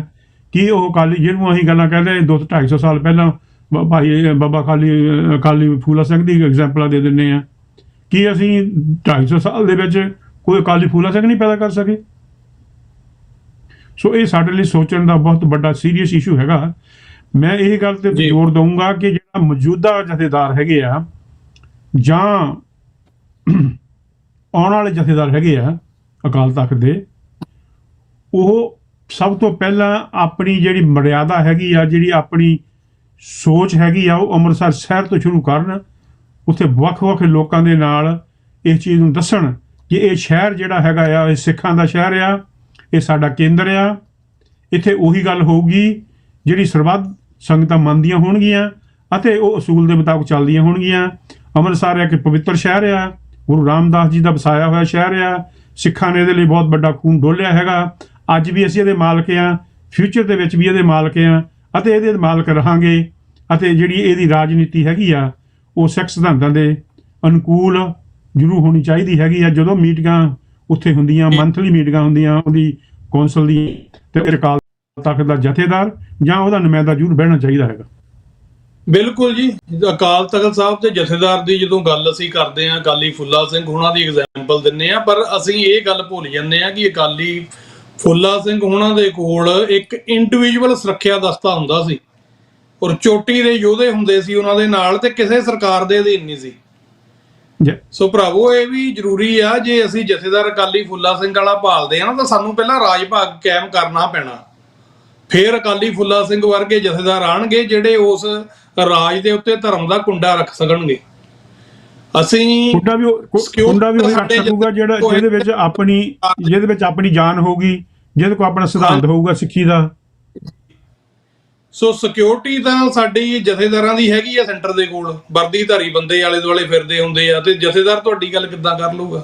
ਸੋਚਣ ਵਾਲੀ ਗੱਲ ਆ। ਇਸੇ ਕਰਕੇ ਭਾਈ ਜਸਵਾਲ ਸਿੰਘ ਜੀ, ਅਸੀਂ ਜਿਹੜੀ ਸਰਬੱਤ ਖਾਲਸਾ ਦੇ ਵਿੱਚ ਜਿਹੜੇ ਮਤੇ ਸੀਗੇ 2015 ਵਾਲੇ 'ਚ, ਇੱਕ ਮਤਾ ਇਹ ਵੀ ਸੀ ਕਿ ਜਿਹੜਾ ਅੰਮ੍ਰਿਤਸਰ ਸਾਹਿਬ ਨੂੰ ਵੈਟੀਕਨ ਲਾਈਕ ਜਿਹੜਾ ਦਰਜਾ ਉਹ ਦਿੱਤਾ ਜਾਵੇ। ਉਹਦੇ ਉੱਤੇ ਕੰਮ ਕਰਨਾ ਸੀ, ਪਰ ਹੋਰ ਹੀ ਰੁਝੇਵਿਆਂ 'ਚ ਉਲਝੀ ਹੋਈ ਆ ਕੌਮ, ਤੇ ਅਸੀਂ ਇਹਨਾਂ ਗੱਲਾਂ ਵੱਲ, ਜੇ ਅਸੀਂ ਚਲੋ ਅੰਮ੍ਰਿਤਸਰ ਨਹੀਂ, ਜੇ ਨਨਕਾਣਾ ਸਾਹਿਬ ਨੂੰ ਵੀ ਇਸ ਰਾਹ ਤੇ ਕਰ ਲਈਏ ਨਾ ਕਿਸੇ ਤਰੀਕੇ, ਵੀ ਵੈਟੀਕਨ ਲਾਈਕ ਇੱਕ ਸਟੇਟ ਤਾਂ ਹੋਵੇ ਸਾਡੇ ਕੋਲ, ਸਿੱਖਾਂ ਕੋਲ, ਜਿੱਥੋਂ ਅਸੀਂ ਜਿਹੜੇ ਆਜ਼ਾਦੀ ਨਾਲ ਆਪਣੇ ਫੈਸਲੇ ਲੈ ਸਕੀਏ, ਬਹੁਤ ਕੁਝ ਤਬਦੀਲ ਹੋ ਸਕਦਾ। ਗੱਲ ਤੁਸੀਂ ਬੜੀ ਵਧੀਆ ਕਹੀ ਆ ਕਿ ਜ਼ਰੂਰੀ ਨਹੀਂ ਅਕਾਲ ਤਖਤ ਸਾਹਿਬ ਜੀ ਦਾ ਜਥੇਦਾਰ ਆ ਜਿਹੜਾ ਅਕਾਲ ਤਖਤ ਤੇ ਹੀ ਮੌਜੂਦ ਹੋਣਾ ਚਾਹੀਦਾ। ਅਸੀਂ ਗੁਲਾਮੀ ਦੇ ਵਿੱਚ ਆ। ਅਕਾਲ ਤਖਤ ਸਾਹਿਬ ਦੇ ਜਿਹੜੇ ਫੈਸਲੇ, ਕੌਮ ਦੇ ਫੈਸਲੇ ਜਿਹੜੇ ਜੰਗਲਾਂ 'ਚੋਂ ਵੀ ਹੁੰਦੇ ਰਹੇ ਆ। ਹਾਂਜੀ, ਇਹ ਸਮੇਂ ਦੇ ਅਨੁਕੂਲ ਆ। ਹੁਣ ਵੀ ਜਥੇਦਾਰ ਸਾਹਿਬ ਜਗਤਾਰ ਸਿੰਘ ਅਵਾਰਾ ਉਹਨਾਂ ਨੂੰ ਕੌਮ ਦੇ ਜਥੇਦਾਰ ਥਾਪਿਆ, ਉਹ ਵੀ ਅਸੀਂ ਜਿਹੜਾ ਉਹ ਸਰਕਾਰ ਤੋਂ ਤੇ ਸਿਸਟਮ ਤੋਂ ਬਾਗੀ ਹੋ ਕੇ ਥਾਪਿਆ। ਹਾਂਜੀ, ਉਹ ਗੱਲ ਵੱਖਰੀ ਹੈ। ਚਲੋ ਉਹ ਜੇਲ੍ਹ 'ਚ ਨੇ, ਸਿੰਬੋਲਿਕ ਨੇ, ਬਟ ਸਾਡੀ ਇੱਕ ਬਿੱਲ ਤਾਂ ਹੈ ਨਾ, ਕੌਮ ਦੀ ਇੱਕ ਆਵਾਜ਼ ਤਾਂ ਹੈ ਨਾ, ਵੀ ਭਾਈ ਅਸੀਂ ਜੇ ਜਥੇਦਾਰ ਮੰਨਾਂਗੇ ਤਾਂ ਇਹੋ ਜਿਹੀ ਸ਼ਖਸੀਅਤ ਨੂੰ ਮੰਨਾਂਗੇ। ਇਹ ਜਿਹੜੀਆਂ ਜੇਬਾਂ 'ਚੋਂ ਪਰਚੀਆਂ 'ਚੋਂ ਨਿਕਲੇ ਹੋਏ ਜਥੇਦਾਰ ਆ, ਕਾਰਗੁਜ਼ਾਰੀਆਂ ਵੀ ਇਹਨਾਂ ਨੇ ਫਿਰ ਉਹੋ ਜਿਹੀਆਂ ਹੀ ਕਰਨੀਆਂ ਹੁੰਦੀਆਂ ਨੇ। ਹੁਣ ਇਸ ਵੇਲੇ ਮੈਂ ਇੱਕ ਇਸ਼ੂ ਆਪਣਾ ਜਿੱਥੇ ਹੋਰ ਆਪਾਂ ਇਸ਼ੂ ਉਠਾ ਰਹੇ ਹੈਗੇ ਆ ਨਾ ਜੀ, ਉੱਥੇ ਇੱਕ ਇਸ਼ੂ ਇਹ ਬਣਦਾ ਹੈਗਾ ਇਸ ਡਾਕੂਮੈਂਟ ਦੇ ਵਿੱਚ, ਜੇ ਕੋਈ ਪੜੂਗਾ ਤਾਂ ਪਤਾ ਲੱਗੂਗਾ ਉਹਨਾਂ ਨੂੰ ਜੀ, ਬਈ ਇਸ ਵੇਲੇ ਜੇ ਇਹ ਬਹੁਤ ਸੈਂਸਿਟਿਵ ਗੱਲ ਹੈਗੀ ਜਿਹੜੀ ਮੈਂ ਕਹਿਣ ਲੱਗਾ ਜੀ, ਪਰ ਇਹ ਕਿਸੇ ਪਰਸਨੈਲਿਟੀ ਦੇ, ਕਿਸੇ ਗੁਰਦੁਆਰਾ ਦੇ, ਕਿਸੇ ਪ੍ਰਧਾਨ ਦੇ ਵਿਰੋਧ ਵਿੱਚ ਨਹੀਂ ਮੈਂ ਕਹਿ ਰਿਹਾ ਹੈਗਾ। ਇਹ ਇੱਕ ਸਾਂਝੀ ਤੌਰ ਦੇ ਉੱਤੇ ਇਹਦੀ ਇੱਕ ਇਹ ਜਿਹੜੀ ਸੋਚ ਹੈਗੀ ਆ, ਮੈਂ ਉਹ ਲਿਆਉਣੀ ਚਾਹੁੰਦਾ ਹੈਗਾ ਸਿੱਖਾਂ ਦੇ ਵਿੱਚ। ਉਹ ਇਹ ਹੈਗੀ ਆ ਵੀ ਇਸ ਵੇਲੇ ਯੂਕੇ ਦੇ ਵਿੱਚ, ਮੈਂ ਇਕੱਲੀ ਯੂਕੇ ਦੀ ਗੱਲ ਕਰ ਸਕਦਾ ਹੈਗਾ, ਤੇ ਜਿਹਦੇ ਵਿੱਚੋਂ 80% ਜਿਹੜੀ ਸਾਡੀ ਗੁਰਦੁਆਰਾ ਸਿਸਟਮ ਹੈਗਾ ਆ ਜਾਂ ਗੁਰਦੁਆਰੇ ਸਾਹਿਬਾਨ ਹੈਗੇ ਆ, ਉਹ ਪ੍ਰਾਈਵੇਟ ਹੱਥਾਂ ਦੇ ਵਿੱਚ ਹੈ। 80%, 10 ਵਿੱਚੋਂ 8 ਗੁਰਦੁਆਰੇ ਪ੍ਰਾਈਵੇਟ ਹੱਥਾਂ ਦੇ ਵਿੱਚ ਆ। ਚਾਹੇ ਉਹ ਕਿਸੇ ਸਾਧ ਦਾ ਡੇਰਾ ਆ, ਚਾਹੇ ਉਹ ਕਿਸੇ ਪਾਰਟੀ ਦਾ ਗੁਰਦੁਆਰਾ ਆ, ਚਾਹੇ ਉਹ ਕਿਸੇ ਸੰਪਰਦਾ ਦਾ ਹੈਗਾ ਗੁਰਦੁਆਰਾ, ਚਾਹੇ ਉਹ ਕਿਸੇ ਪ੍ਰਾਈਵੇਟ ਫੈਮਿਲੀ ਦਾ ਗੁਰਦੁਆਰਾ ਹੈਗਾ ਆ ਜੀ। ਤੋ ਇਹਦੇ ਵਿੱਚ ਉਹ ਸਾਰੀਆਂ ਕਿਸਮਾਂ ਆਉਂਦੀਆਂ ਹੈਗੀਆਂ ਜਿਹੜੇ 80% ਆ ਜੀ। ਤੇ ਜੇ ਮੈਂ ਮੋਟਾ ਮੈਂ ਇਹ ਆਡਿਟ ਤਾਂ ਨਹੀਂ, ਮੈਂ ਕੋਈ ਉਹਦਾ ਵੈਧ ਦੁਆ ਤਾਂ ਨਹੀਂ ਕਰਦਾ ਹੈਗਾ ਵੀ ਇਹ ਗੱਲ ਜੋ ਮੈਂ ਕਹਿਣ ਲੱਗਾ ਉਹ 100% ਸਹੀ ਆ ਜੀ। ਇੱਕ ਐਸਟੀਮੇਟਡ ਦੇ ਮੁਤਾਬਕ ਜਿਹੜੇ 80% ਗੁਰਦੁਆਰੇ ਆ, ਉਹਨਾਂ ਦਾ ਜਿਹੜਾ ਨਾ ਮਹੀਨੇ ਦਾ 16 ਲੱਖ ਪਾਉਂਡ 1.6 ਮਿਲੀਅਨ ਪਾਉਂਡ ਜੀ। ਉਹਨਾਂ ਦੀ ਇਨਕਮ ਆ ਖਰਚੇ ਕੱਢ ਗਏ। ਜੀ 1.6 ਮਿਲੀਅਨ ਪਾਉਂਡ ਇੱਕ ਮਹੀਨੇ ਦੀ। ਜੀ ਤੇ ਜਿਹੜੇ ਬਾਕੀ ਦੇ 2% ਹੈਗੇ ਆ ਗੁਰਦੁਆਰੇ, ਜਿਹਨਾਂ ਨੂੰ ਅਸੀਂ ਪੰਥਕ ਗੁਰਦੁਆਰੇ ਕਹਿੰਦੇ ਆ, ਉਹਨਾਂ ਦਾ ਵੀ ਆਪਸ ਵਿੱਚ ਹੀ ਤਾਲਮੇਲ ਕੋਈ ਨਹੀਂ ਹੈਗਾ। ਉਹ ਕੋਈ ਇਹੋ ਜੀ। ਜਿਹਾ ਇੱਕ ਮਾਡਲ ਨਹੀਂ ਤਿਆਰ ਕਰ ਸਕੇ ਪਿਛਲੇ 50 ਸਾਲਾਂ ਤੋਂ, ਮੈਂ ਕਹੂੰਗਾ 40 ਸਾਲਾਂ ਤੋਂ, ਚਲੋ ਕਹਿ ਦਿੰਦੇ ਹਾਂ ਆਪਾਂ 84 ਤੋਂ ਬਾਅਦ, ਕੋਈ ਇਹੋ ਜਿਹਾ ਮਾਡਲ ਨਹੀਂ ਤਿਆਰ ਕਰ ਸਕੇ ਹੈਗੇ ਜਿਸ ਮਾਡਲ ਨੂੰ ਦੇਖ ਕੇ ਜਿਹੜੇ ਸਿੱਖ ਹੈਗੇ ਆ, ਪੰਜਾਬੀ ਹੈਗੇ ਆ, ਉਹ ਇਹ ਸਮਝ ਸਕਣ ਵੀ ਹਾਂ ਇਹ ਵਾਕਿਆ ਹੀ ਖਾਲਿਸਤਾਨ ਦੀ ਗੱਲ ਕਰਦੇ ਹੈਗੇ ਆ ਅਤੇ ਇਹਨਾਂ ਦੇ ਕੋਲ ਕੋਈ ਨਾ ਕੋਈ ਪ੍ਰੋਗਰਾਮ ਹੈਗਾ ਆ ਜਿਹੜਾ ਦੁਨੀਆ ਨੂੰ ਇੱਕ ਸਾਂਝੀਵਾਲਤਾ ਦਾ ਸੁਨੇਹਾ ਦਿੰਦਾ ਹੈਗਾ। ਦੁਨੀਆ ਦੇ ਜਿਹੜੇ ਕਸ਼ਟ ਹੈਗੇ ਆ ਜਾਂ ਜਿਹੜਾ ਖਾਲਿਸਤਾਨ, ਫਿਊਚਰ ਦਾ ਖਾਲਿਸਤਾਨ ਹੈਗਾ, ਉਹ ਇਹੋ ਜਿਹਾ ਹੋਊਗਾ ਜਿੱਥੇ, ਹਾਲਾਂਕਿ ਸਾਡੇ ਕੋਲ ਐਗਜ਼ੈਂਪਲਾਂ ਮਹਾਰਾਜਾ ਰਣਜੀਤ ਸਿੰਘ ਦੀਆਂ ਬਹੁਤ ਵਧੀਆ ਪਈਆਂ। ਅਸੀਂ ਅੱਜ ਵੀ ਜੀ। ਤਕਰੀਬਨ 1 ਕਰੋੜ 10 ਮਿਲੀਅਨ ਲੋਕਾਂ ਨੂੰ ਪੰਜਾਬ ਦੇ ਵਿੱਚ ਹਰ ਰੋਜ਼ ਇੰਡੀਆ ਦੇ ਵਿੱਚ ਲੰਗਰ ਛਕਾਉਂਦੇ ਹੈਗੇ ਆ। ਜਿਹੜੇ ਲੋੜਵੰਦ ਲੋਕ ਹੈਗੇ ਆ ਉਹ ਢਿੱਡ ਆਪਣਾ ਪਾਲਦੇ ਹੈਗੇ ਆ ਗੁਰਦੁਆਰਾ ਸਾਹਿਬਾਨਾਂ ਤੋਂ। ਪਰ ਕੱਲਾ ਲੰਗਰ ਛਕਾ ਕੇ ਅਸੀਂ ਖਾਲਿਸਤਾਨ ਨਹੀਂ ਬਣਾ ਸਕਦੇ। ਸੋ ਸਾਨੂੰ ਯੂਕੇ ਦੀ ਮੈਂ ਗੱਲ ਕਰ ਰਿਹਾ ਹੈਗਾ ਵੀ ਜੇ ਅਸੀਂ ਇਹ ਜਿਹੜੇ 10 ਵਿੱਚੋਂ 2% ਵੀ ਬਚੇ ਹੈਗੇ ਆ ਜਾਂ 20% ਜਿਹੜੇ 100 ਵਿੱਚੋਂ ਹੈਗੇ, ਸੌਰੀ, ਉਹਨਾਂ ਦਾ ਜਿਹੜੀ ਇਨਕਮ ਹੈਗੀ ਆ ਮਹੀਨੇ ਦੀ ਉਹ 5 ਲੱਖ ਬਣਦੀ ਹੈ ਜੀ ਇੱਕ ਖਿਆਲ ਮੁਤਾਬਕ। ਜੀ ਜੇ ਉਹ 5 ਲੱਖ ਪਾਉਂਡ ਨੂੰ ਕਿਸੇ ਕੰਪਨੀ ਦੇ ਕੋਲ, ਕਿਸੇ ਫੈਮਿਲੀ ਦੇ ਕੋਲ, ਕਿਸੇ ਵਪਾਰ ਦੇ ਕੋਲ, ਉਹਦਾ ਤੁਸੀਂ ਕੁਝ ਵੀ ਨਾਂ ਲੈ ਲਓ, ਵਪਾਰ ਮੈਂ ਕਹਿ ਨਹੀਂ ਸਕਦਾ ਕਿਉਂਕਿ ਇੱਕ ਧਾਰਮਿਕ ਆ, ਜੀ ਕਿਸੇ ਸੰਸਥਾ ਦੇ ਕੋਲ 5 ਲੱਖ ਪਾਉਂਡ ਕੈਸ਼ ਉਹਨਾਂ ਨੂੰ ਮੁਨਾਫਾ ਹੋਵੇ ਜਾਂ ਉਹਨਾਂ ਦੇ ਕੋਲ ਇਨਕਮ ਹੋਵੇ, ਤਾਂ ਉਹ ਕਿਹੜੀ ਗੱਲ ਹੈ ਉਹ ਜਿਹੜੀ ਨਹੀਂ ਕਰ ਸਕਦੇ। ਜੀ ਸੋ ਇਹ ਜਿਹੜੀਆਂ ਇਸ਼ੂਜ਼ ਹੈਗੇ, ਇਹੀ ਹਾਲਤ ਮੇਰਾ ਖਿਆਲ ਕੈਨੇਡਾ ਦੀ ਹੋਊਗੀ, ਇਹੀ ਹਾਲਤ ਉਹਦਾ ਅਮਰੀਕਾ ਦੀ ਜਾਂ ਉਹਨਾਂ ਦੇਸ਼ਾਂ ਦੀ ਹੋ ਸਕਦੀ ਹੈਗੀ ਆ। ਅਸੀਂ ਸ਼੍ਰੋਮਣੀ ਕਮੇਟੀ ਨੂੰ ਕਹਿੰਦੇ ਜ਼ਰੂਰ ਹੈਗੇ ਆ ਮਿਲੀਅਨਸ ਪਾਉਂਡ, ਜੀ ਮਨਦੀਪ ਸਿੰਘ ਜੀ, ਮਿਲੀਅਨਸ ਪਾਉਂਡ ਜਿਹੜੇ ਸਾਡੇ ਮਹੀਨੇ ਦੇ ਹੈਗੇ ਆ ਉਹ ਸਾਡੇ ਕੋਲ ਆਉਂਦੇ ਹੈਗੇ, ਸਾਡੀ ਸੰਸਥਾਵਾਂ ਦੇ ਕੋਲ ਆਉਂਦੇ ਹੈਗੇ ਆ। ਤੇ ਹੁਣ ਜਿਹੜਾ ਮੈਂ 1.6 ਮਿਲੀਅਨ ਦੀ ਗੱਲ ਕੀਤੀ ਹੈਗੀ ਜਿਹੜੇ ਪ੍ਰਾਈਵੇਟ ਹੱਥਾਂ ਦੇ ਵਿੱਚ ਆ, ਤੁਸੀਂ ਉਹਨਾਂ ਨੂੰ ਸਵਾਲ ਨਹੀਂ ਕਰ ਸਕਦੇ ਜੀ। ਉਹ ਤੁਹਾਨੂੰ ਅੰਦਰ ਨਹੀਂ ਬਣ ਦੇਣਗੇ, ਉਹ ਤੁਹਾਡੀ ਗੱਲ ਨਹੀਂ ਸੁਣਨਗੇ, ਉਹ ਇਹ ਕਹਿਣਗੇ ਜੀ ਇਹ ਤਾਂ ਸਾਡਾ ਵਿਰੋਧੀ ਆ ਗਿਆ, ਹੈਨਾ ਜੀ। ਪਰ ਉਹ ਜਿਹੜਾ ਪੈਸਾ ਸੰਗਤ ਦਾ ਪੈਸਾ ਹੈਗਾ, ਜਿਹੜੇ ਮਸੰਦ ਗੁਰੂ ਗੋਬਿੰਦ ਸਿੰਘ ਮਹਾਰਾਜ ਨੇ ਸਾਡੇ ਸੀਗੇ, ਜਿਨ੍ਹਾਂ ਨੇ ਸਿੱਖੀ ਦਾ ਪੈਸਾ, ਕੌਮ ਦਾ ਪੈਸਾ ਆਪਣੇ ਪਰਪਸ ਲਈ ਵਰਤਿਆ ਸੀ, ਫਿਰ ਮਸੰਦਾਂ ਨੂੰ ਤੋਂ ਬਾਅਦ ਮਹੰਤਾਂ ਦੀ ਗੱਲ ਆ ਜਾਂਦੀ ਹੈਗੀ ਆ 1920 ਦੇ ਵਿੱਚ। ਕੀ ਅਸੀਂ ਅੱਜ ਸਾਡਾ ਸਮਾਜ ਉਧਰ ਨੂੰ ਨਹੀਂ ਜਾ ਰਿਹਾ ਹੈਗਾ?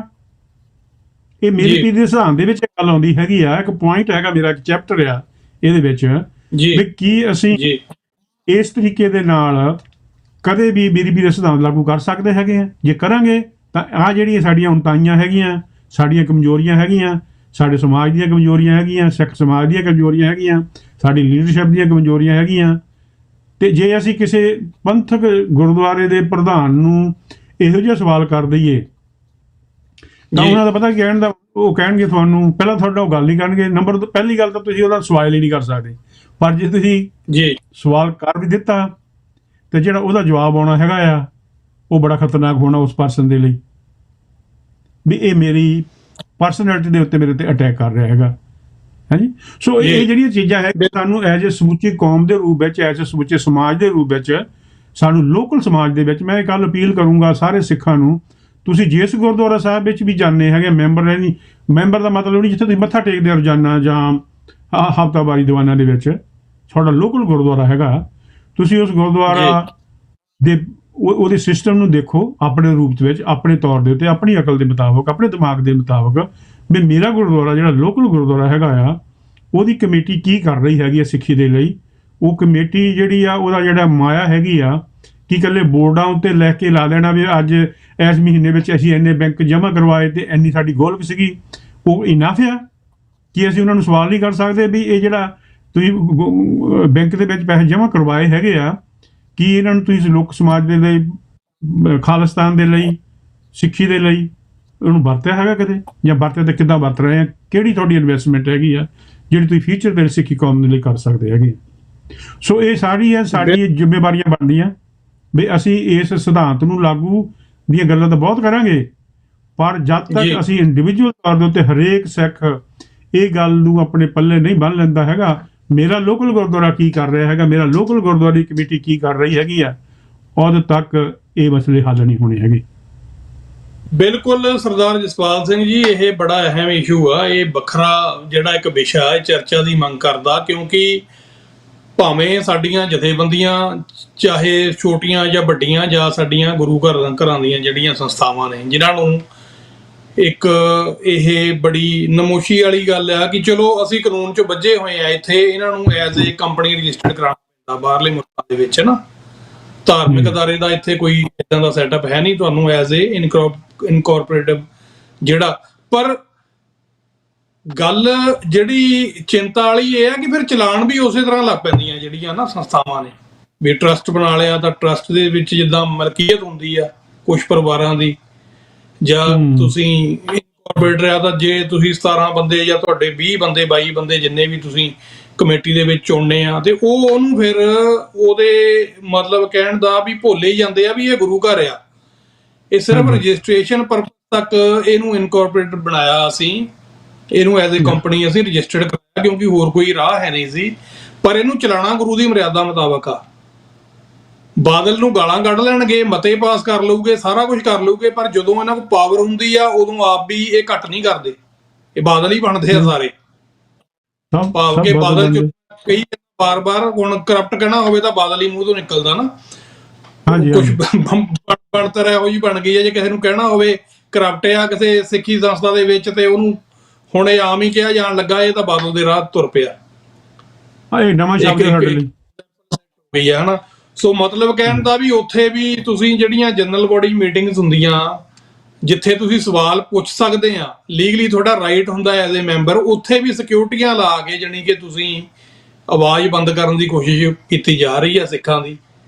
ਹਾਂਜੀ, ਤੇ ਜੇ ਕੋਈ ਉਪਰਾਲਾ ਕਰਦਾ ਵੀ ਆ ਤਾਂ ਫਿਰ ਕੋਰਟ ਤੁਹਾਡੇ ਕੋਲ ਗੋਲਕਾਂ ਹੈਗੀਆਂ ਜੀ, ਤੁਸੀਂ ਉੱਤੋਂ ਪੈਸੇ ਲਾਈ ਜਾਣੇ ਆ। ਤੇ ਜਿਹੜੇ ਬੰਦੇ ਹੁਣ ਕੁਝ ਸੁਧਾਰ ਕਰਨਾ ਚਾਹੁੰਦੇ ਉਹ ਕਿੰਨੇ ਕੁ ਲਾ ਲੂਗੇ ਜੇਬ ਚੋਂ, ਅਗਲਾ ਹਾਰ ਕੇ ਆਪਣਾ ਸਾਈਡ ਤੇ ਹੋ ਜਾਂਦਾ ਵੀ ਭਾਈ ਠੀਕ ਆ। ਸੋ ਆ ਜਿਹੜਾ ਇਹ ਹੈ ਗੱਲ, ਜਿਹੜੀ ਇਹ ਜਿਹੜਾ ਰਵੱਈਆ ਸਾਡਾ ਇਹਨੂੰ ਬਦਲਣਾ ਪੈਣਾ, ਨਹੀਂ ਤਾਂ ਆਪਾਂ ਨਾਅਰੇ ਵੀ ਲਾਈ ਜਾਂਦੇ ਆ, ਸਾਰਾ ਕੁਝ ਕਰੀ ਜਾਂਦੇ ਆ, ਬੈਨਰ ਵੀ ਲੱਗ ਜਾਣਗੇ ਗੁਰਦੁਆਰਿਆਂ 'ਚ, ਸ਼ਹੀਦਾਂ ਦੀਆਂ ਫੋਟੋਆਂ ਵੀ ਲੱਗ ਜਾਣੀਆਂ, ਸਾਰੇ ਕਿਤੇ ਲੱਗੀਆਂ ਹੋਈਆਂ ਨਾ।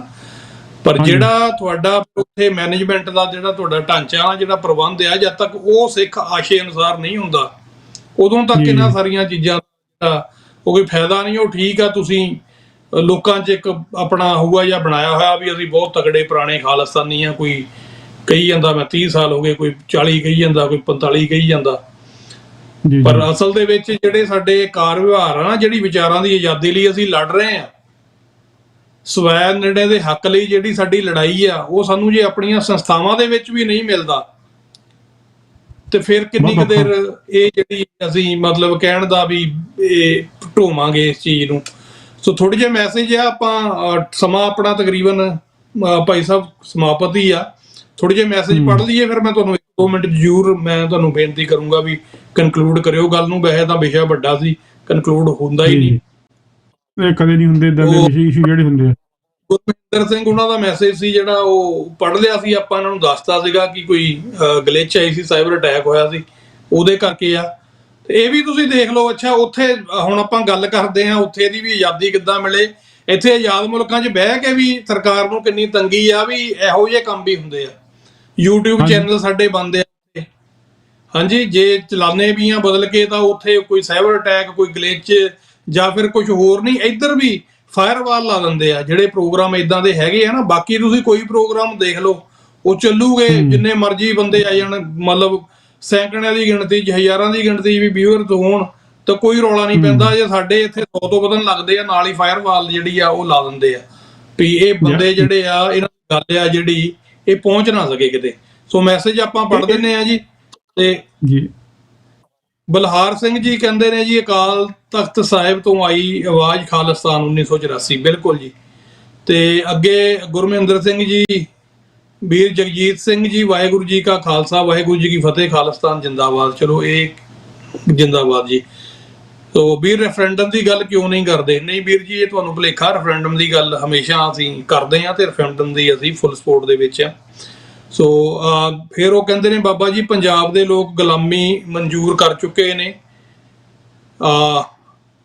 ਕਿ ਬੋਲਦੇ ਨਹੀਂ, ਇਸ ਕਰਕੇ ਬੋਲਦੇ ਨਹੀਂ। ਨਹੀਂ ਜੀ, ਬੋਲਣਗੇ। ਇਹ ਸਰਦਾਰ ਕਪੂਰ ਸਿੰਘ ਕਹਿੰਦੇ ਹੁੰਦੇ ਸੀ ਵੀ ਜਿਹੜਾ ਖਾਲਸਾ ਨਾ, ਇਹ ਜਿਹੜਾ ਸਾਜ਼ ਹੈ, ਇਹ ਗੁਰੂ ਸਾਹਿਬ ਨੇ ਆਪ ਇਹਦੀ ਟਿਊਨਿੰਗ ਕੀਤੀ ਹੋਈ ਆ। ਬਸ ਸਹੀ ਪੋਟੇ ਤੇ, ਜਿਹੜਾ ਕਹਿੰਦੇ ਵੀ ਸਹੀ ਸੁਰ ਤੇ ਪੋਟਾ ਧਰਨ ਦੀ ਦੇਰ ਆ, ਇਹ ਗੂੰਜਾ ਪਾ ਦਿੰਦਾ। ਫਿਰ ਇਹ ਗੂੰਜਾਂ ਪੈਂਦੀਆਂ ਆਪਾਂ ਦੇਖੀਆਂ ਨੇ, ਗਾਂ ਤੋਂ ਵੀ ਦੇਖਾਂਗੇ। ਡਾਕਟਰ ਪਰਮਜੀਤ ਸਿੰਘ ਸਮਰਾ ਕਹਿ ਰਹੇ ਨੇ ਜੀ, ਹੁਣ ਠੀਕ ਢੰਗ ਨਾਲ ਚਲਾਇਆ ਗਿਆ। ਠੀਕ ਹੈ ਜੀ, ਧੰਨਵਾਦ ਜੀ। ਤੁਸੀਂ ਸ਼ੇਅਰ ਕਰ ਦਿਓ ਸਾਰੇ ਜਣੇ ਨਾ ਪ੍ਰੋਗਰਾਮ ਨੂੰ, ਜਾਂ ਕਿ ਜਿਹੜੇ ਗਲਿਚ ਦੇ ਕਾਰਨ ਜਿਹੜੇ ਸਾਡੇ ਦਰਸ਼ਕ ਟੁੱਟ ਗਏ ਸਾਡੇ ਨਾਲੋਂ, ਤੇ ਉਹ ਦੁਬਾਰਾ ਪ੍ਰੋਗਰਾਮ ਨੂੰ ਦੇਖ ਲੈਣ। ਮੌਜੂਦਾ ਜਥੇਦਾਰ ਪਹਿਲਾਂ ਨਾਲੋਂ ਵਧੀਆ। ਚਲੋ, ਜਿੰਨੀ ਗੱਲ ਬਾਹਰਲੇ ਵੀਰ ਗੁਰਪਵੰਤ ਸਿੰਘ ਪੰਨੂ ਦੀ ਮੰਨਦੇ ਹਨ, ਉਨੇ ਜੇ ਜਥੇਦਾਰ ਦੀ ਮੰਨਣ ਪੰਜਾਬ ਦੇ ਵਿੱਚ, ਤਾਂ ਖਾਲਿਸਤਾਨ ਬਣ ਸਕਦਾ, ਸਿੱਖਾਂ ਦਾ ਘਰ ਬਣ ਸਕਦਾ ਜੀ। ਧੰਨਵਾਦ ਜੀ ਤੁਹਾਡਾ।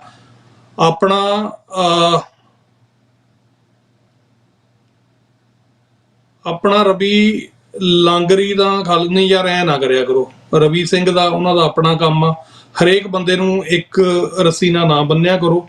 ਹਰੇਕ ਬੰਦੇ ਦੀ ਕੋਈ ਡਿਊਟੀ ਆ, ਹਰ ਬੰਦਾ ਆਪਣੀ ਡਿਊਟੀ ਕਰ ਰਿਹਾ, ਤਾਂ ਉਹਨੂੰ ਐਪਰੀਸ਼ੀਏਟ ਹੀ ਕਰਨਾ ਚਾਹੀਦਾ। ਕੋਈ ਗੱਲ ਨਹੀਂ, ਸਾਡੇ ਭਰਾ ਆ ਸਾਰੇ।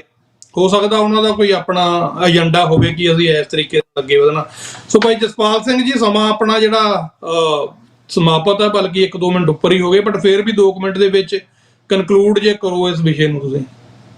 ਹਾਂਜੀ, ਕਿਉਂਕਿ ਜਿੱਦਾਂ ਆਪਾਂ ਗੱਲ ਕੀਤੀ ਹੈਗੀ ਆ ਵੀ ਇੱਕ ਬਹੁਤ ਵੱਡਾ ਡਾਕੂਮੈਂਟ ਆ, ਇੱਦਾਂ ਦੇ ਜਿਹੜੇ ਡਾਕੂਮੈਂਟਾਂ ਦਾ ਜਿਹੜਾ ਕਨਕਲੂਡਮੈਂਟ ਹੈਗੀ ਆ, ਉਹ ਸੈਮੀਨਾਰਾਂ ਦੇ ਵਿੱਚ ਹੀ ਹੋ ਸਕਦੀ ਹੁੰਦੀ ਹੈਗੀ ਆ। ਆਪਾਂ 1 ਘੰਟੇ ਦਾ ਪ੍ਰੋਗਰਾਮ ਕੀਤਾ ਹੈਗਾ, ਉਹਦੇ ਵਿੱਚ ਤੁਸੀਂ ਵੀ ਗੱਲਾਂ ਕਰਨੀਆਂ ਹੁੰਦੀਆਂ, ਮੈਂ ਵੀ ਕਰਨੀਆਂ ਹੁੰਦੀਆਂ, ਪਰ ਉਹ ਸਾਰੇ ਡਾਕੂਮੈਂਟ ਨੂੰ ਆਪਾਂ ਪੜ੍ਹ ਨਹੀਂ ਸਕਦੇ। ਪਰ ਮੈਂ ਇਹਦੇ ਵਿੱਚ ਇੱਕ ਜਿਹੜੀ ਗੱਲ ਸਿੰਘਨ ਕੀਤੀ ਹੈਗੀ ਕਿਸੇ ਨੇ, ਵੀ ਰੈਫਰੈਂਡਮ ਦੀ ਤੁਸੀਂ ਗੱਲ ਕਰਦੇ, ਅਸੀਂ ਤਾਂ ਰੈਫਰੈਂਡਮ ਦੇ ਬਹੁਤ ਵੱਡੇ ਸਹਾਇਕ ਹੈਗੇ ਆ, ਕਹਿੰਦਾ ਉਹਨਾਂ ਦੇ ਪੈਰੋਕਾਰ ਹੀ ਕਹਿ ਲਓ। ਇਸ ਵੇਲੇ ਪੰਨੂ ਸਾਹਿਬ ਤੇ ਉਹਨਾਂ ਦੀ ਜਿਹੜੀ ਟੀਮ ਹੈਗੀ ਆ, ਉਹ ਦੁਨੀਆ ਦੇ ਲੈਵਲ ਦੇ ਉੱਤੇ ਬਹੁਤ ਵੱਡਾ ਕੰਮ ਕਰ ਰਹੀ ਹੈਗੀ ਆ, ਤੇ ਅਸੀਂ ਉਹਨੂੰ ਐਪਰੀਸ਼ੀਏਟ ਕਰਦੇ ਹੈਗੇ ਆ। ਕਿਉਂਕਿ ਅਸੀਂ ਜੇ ਪਹਿਲਾਂ ਦੇ ਜਦੋਂ ਖਾਲਿਸਤਾਨੀ ਹੈਗੇ ਆ, ਤਾਂ ਅੱਜ ਵੀ ਅਸੀਂ ਖਾਲਿਸਤਾਨੀ ਆ, ਉਨੇ ਹੀ ਆ ਜਿੰਨੇ ਪਹਿਲਾਂ ਸੀਗੇ।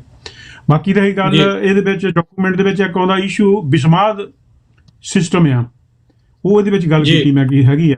ਉਹ ਜਿਹੜਾ ਵਿਸਮਾਦ ਸਿਸਟਮ ਆ ਨਾ, ਜਿੱਦਾਂ ਇਸ ਵੇਲੇ ਦੁਨੀਆ ਦੇ ਵਿੱਚ 2 ਸਿਸਟਮ ਚੱਲਦੇ ਆ, ਇੱਕ ਕੈਪੀਟਲਿਜ਼ਮ ਹੈ, ਇੱਕ ਸੋਸ਼ਲਿਜ਼ਮ ਹੈ ਜੀ। ਇਹ 2 ਆਮ ਤੌਰ ਤੇ ਮੰਨੇ ਗਏ ਹੈਗੇ, ਸੋਸ਼ਲਿਜ਼ਮ ਅਤੇ ਕੈਪੀਟਲਿਜ਼ਮ। ਪਰ ਜਿਹੜਾ ਸਾਡਾ ਸਿੱਖੀ ਦਾ ਹੈਗਾ, ਉਹ ਵਿਸਮਾਦ ਸਿਸਟਮ ਹੈਗਾ ਆ, ਜਿਹੜੀ ਇੱਕ ਬਹੁਤ ਵਧੀਆ ਪੈਕਟ ਦਿੰਦਾ ਹੈਗਾ, ਆਰਥਿਕ ਪੈਕਟ ਦਿੰਦਾ ਹੈਗਾ ਦੁਨੀਆ ਨੂੰ, ਖਾਸ ਤੌਰ ਤੇ ਸਿੱਖ ਕੌਮ ਨੂੰ, ਜਿਹੜਾ ਖਾਲਿਸਤਾਨ ਦੇ ਵਿੱਚ ਆਈ ਹੋਪ ਉਹ ਲਾਗੂ ਹੋਣਾ ਚਾਹੀਦਾ ਹੈਗਾ ਜਦੋਂ ਸਮਾਂ ਆਵੇ। ਉਹਦੀ ਇੱਕ ਵੱਡੀ ਵਿਆਖਿਆ ਮੈਂ ਇਹਦੇ ਵਿੱਚ ਕੀਤੀ ਹੈਗੀ ਆ, ਤੁਸੀਂ ਪੜ੍ਹ ਲਿਓ। ਤੇ ਬਾਕੀ ਜਿੱਦਾਂ ਤੁਸੀਂ ਦੱਸਿਆ ਵੀ ਟਾਈਮ ਵੀ ਆਪਣਾ ਹੋ ਗਿਆ, ਅਸੀਂ ਸਾਰਾ ਕੁਝ ਦੱਸ ਨਹੀਂ ਸਕਦੇ, ਪਰ ਇਹ ਚੀਜ਼ ਦੀ ਗੱਲ ਜ਼ਰੂਰ ਹੈਗੀ ਆ ਵੀ ਜੇ ਕਿਸੇ ਵੀ ਸਾਡੇ ਸੁਣਨ ਵਾਲੇ ਨੇ, ਦਰਸ਼ਕ ਨੇ, ਤੇ ਉਹ ਇਹ ਜਿਹੜਾ ਡਾਕੂਮੈਂਟ ਉਹ ਮੰਗਵਾਉਣਾ ਹੋਵੇ, ਤਾਂ ਉਹ ਮੇਰੇ ਨਾਲ ਸੰਪਰਕ ਕਰ ਸਕਦੇ ਹੈਗੇ ਆ। ਮੈਂ ਤੁਹਾਨੂੰ ਟੈਲੀਫੋਨ ਦਾ ਪਹਿਲਾਂ ਦਿੱਤਾ ਵੀ ਹੈਗਾ, ਤੇ ਉਹਦੇ ਨਾਲ ਅਸੀਂ ਉਹਨਾਂ ਨੂੰ WhatsApp ਕਰ ਦਵਾਂਗੇ। ਜਿਹੜਾ ਪੇਜ ਹੈ ਤੁਹਾਡਾ, ਉਹਦੇ ਬਾਰੇ ਵੀ ਦੱਸ ਦਿਓ, ਉੱਤੇ ਜੁੜ ਕੇ ਤੁਸੀਂ ਉੱਤੇ ਵੀ ਪਾ ਸਕਦੇ ਹੋ।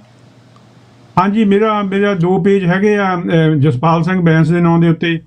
ਇੱਕ ਜਿਹੜਾ ਹੈਗਾ ਉਹ ਫੇਸਬੁੱਕ ਦਾ ਜਿਹੜਾ ਹੈਗਾ, ਉਹਦੇ ਵਿੱਚ ਇੱਕ ਕਿਰਤੀ ਸਿੱਖ ਹੈਗਾ ਆ, ਜਿਹੜਾ ਜੁੱਤੀਆਂ ਗੰਢਦਾ ਹੈਗਾ ਆ, ਉਹ ਮੇਰਾ ਉਹਦੇ ਉੱਤੇ ID ਦੇ ਉੱਤੇ ਮੇਰੀ ਫੋਟੋ ਲੱਗੀ ਹੋਏਗੀ ਆ। ਦੂਜਾ ਮੇਰਾ ਹੈਗਾ ID, ਫੇਸਬੁੱਕ ID ਹੈਗੀ ਆ ਖਾਲਿਸਤਾਨ ਥਿੰਕ ਟੈਂਕ, ਤੁਸੀਂ ਉਹਦੇ ਥਰੂ ਵੀ ਮੇਰੇ ਨਾਲ ਸਕਦੇ ਹੈਗੇ ਆ। ਸੋ ਇਹ ਸਾਰਾ ਕੁਝ ਹੈਗਾ ਆ, ਜੇ ਆਪਾਂ ਇਕੱਠੇ ਹੋ ਕੇ ਚੱਲੀਏ ਤਾਂ ਆਪਾਂ ਇੱਕ ਦੂਜੇ ਦੀ ਸਲਾਹ ਬਲਾ ਦੇ ਨਾਲ ਆਪਾਂ ਬਹੁਤ ਵਧੀਆ ਕੰਮ ਕਰ ਸਕਦੇ ਹੈਗੇ ਜੀ। ਸੋ ਬਹੁਤ ਬਹੁਤ ਧੰਨਵਾਦ ਭਾਈ ਜਸਪਾਲ ਸਿੰਘ ਜੀ। ਆਪਾਂ ਆਉਣ ਵਾਲੇ ਸਮੇਂ ਦੇ ਵਿੱਚ ਫਿਰ ਵੀ ਗੱਲਬਾਤ ਕਰਾਂਗੇ ਤੁਹਾਡੇ ਨਾਲ, ਇਸੇ ਡਾਕੂਮੈਂਟ ਤੇ ਵੀ ਜਿਹੜੇ ਪਹਿਲੂ ਆਪਾਂ ਉਹਨਾਂ ਤੇ ਵੀ ਜ਼ਰੂਰ ਵਿਚਾਰਾਂਗੇ। ਪਾਰਟ 2 ਉਹਦਾ ਰੱਖ ਲੈਣਾ, ਵਿਸ਼ਾ ਵੱਡਾ ਹੈ। ਇਦਾਂ ਦੇ ਪ੍ਰੋਗਰਾਮਾਂ ਤੇ ਬਾਹਲੀ ਵੱਡੀ ਗੱਲ ਆਪਣੀ ਐਕਸਪਲੇਨੇਸ਼ਨ ਹੋ ਨਹੀਂ ਸਕਦੀ ਹੈਗੀ, ਵਿਆਖਿਆ ਹੋ ਨਹੀਂ ਸਕਦੀ, ਪਰ ਉਹ ਸਾਰਾ ਕੁਝ ਆਪਾਂ ਲਿਖਿਆ ਪਿਆ ਹੈਗਾ, ਉਹ ਆਪਾਂ ਜ਼ਰੂਰ ਆਪਣੇ ਲੋਕਾਂ ਤੱਕ ਉੱਪਰ ਦਾ ਕਰਨ ਦੇ ਲਈ ਚਾਹਵੰਦ ਹੈਗੇ। ਜੀ ਬਿਲਕੁਲ ਸਰੋਤਿਓ, ਤੁਹਾਡਾ ਵੀ ਬਹੁਤ-ਬਹੁਤ ਧੰਨਵਾਦ। ਤੁਸੀਂ ਸਾਡੇ ਨਾਲ ਜੁੜੇ, ਪ੍ਰੋਗਰਾਮ ਨੂੰ ਸ਼ੇਅਰ ਜ਼ਰੂਰ ਕਰ ਦਿਓ ਤੇ ਰੋਜ਼ ਤੁਸੀਂ ਜੁੜਿਆ ਕਰੋ, ਕਾਲਾਂ ਵੀ ਕਰਿਆ ਕਰੋ। ਜੇ ਨੰਬਰ ਤੁਹਾਡੀ ਸਕਰੀਨ ਤੇ ਨੇ ਤੇ ਤੁਸੀਂ ਕਾਲ ਵੀ ਕਰ ਸਕਦੇ ਹੋ, WhatsApp ਤੇ ਮੈਸੇਜ ਵੀ ਕਰ ਸਕਦੇ ਹਾਂ। ਅਸੀਂ ਜ਼ਰੂਰ ਤੁਹਾਡੀ ਜਿਹੜੀ ਗੱਲਬਾਤ ਆ ਪ੍ਰੋਗਰਾਮ ਦੇ ਵਿੱਚ ਸ਼ਾਮਲ ਕਰਾਂਗੇ। ਔਰ ਪ੍ਰੋਗਰਾਮ ਦੇ ਸਪਾਂਸਰ ਅਕਾਲ ਇੰਟਰਪ੍ਰੀਟਰ ਸਰਵਿਸਿਜ਼, ਤੋਂ ਕੈਨੇਡਾ ਭਰ ਦੇ ਵਿੱਚ ਰਿਫਿਊਜੀ ਫਾਈਲ ਕਰਨ ਦੇ ਵਿੱਚ ਸੇਵਾਵਾਂ ਲੈਣੀਆਂ ਨੇ ਤਾਂ ਤੁਸੀਂ ਇਹਨਾਂ ਨੂੰ ਕਾਲ ਕਰ ਸਕਦੇ ਹੋ, ਜਾਂ ਇਹਨਾਂ ਦੀ ਕੀ ਜੀ ਮੇਰੀ ਹੋਈ ਆ, ਹੁਣ ਮੈਂ ਕਾਹਨੂੰ ਐਵੇਂ ਹੁਣ ਅਕਾਲ services@hotmail.com। ਸੋ ਮੈਂ ਇਹ ਤੁਹਾਡੀ ਸੇਵਾ ਕਰਦਾ ਜੀ ਇੱਥੇ ਕੈਨੇਡਾ ਦੇ ਵਿੱਚ, ਤੇ ਤੁਸੀਂ ਇਹਨਾਂ ਨੰਬਰਾਂ ਦੇ ਉੱਤੇ ਸੰਪਰਕ ਕਰ ਸਕਦੇ ਹੋ। ਪ੍ਰੋਗਰਾਮ ਤੋਂ ਬਾਅਦ 'ਚ, ਪ੍ਰੋਗਰਾਮ ਦੇ ਦਰਮਿਆਨ ਨਾ ਕਰਿਓ, ਤੇ ਅਸੀਂ ਜ਼ਰੂਰ ਤੁਹਾਡੀ ਹੈਲਪ ਆ ਜਿਹੜੀ ਉਹ ਕਰਾਂਗੇ। ਚੰਗੇ ਵਕੀਲਾਂ ਦੀ ਟੀਮ ਦੇ ਨਾਲ ਅਸੀਂ ਕੰਮ ਕਰਦੇ ਹਾਂ ਜੀ। ਸੋ ਇੰਨੀਆਂ ਹੀ ਬੇਨਤੀਆਂ ਨੇ ਭਾਈ ਜਸਪਾਲ ਸਿੰਘ ਜੀ, ਤੁਹਾਨੂੰ ਵੀ ਔਰ ਸਾਡੇ ਸਰੋਤਿਆਂ ਨੂੰ ਵੀ। ਅਸੀਂ ਇਹ ਸਮਾਂ ਜਿਹੜਾ ਉਹ ਸਮਾਪਤ ਹੋ ਗਿਆ, ਇਜਾਜ਼ਤ ਚਾਹੁੰਦੇ ਹਾਂ, ਔਰ ਕੱਲ ਨੂੰ ਇੱਕ ਨਵੇਂ ਮਹਿਮਾਨ ਦੇ ਨਾਲ ਫਿਰ ਜੁੜਾਂਗੇ। ਤਦ ਤੱਕ ਦੇ ਲਈ ਇਜਾਜ਼ਤ ਦੇ ਦਿਓ ਜੀ। ਵਾਹਿਗੁਰੂ ਜੀ ਕਾ ਖਾਲਸਾ, ਵਾਹਿਗੁਰੂ ਜੀ ਕੀ ਫਤਿਹ।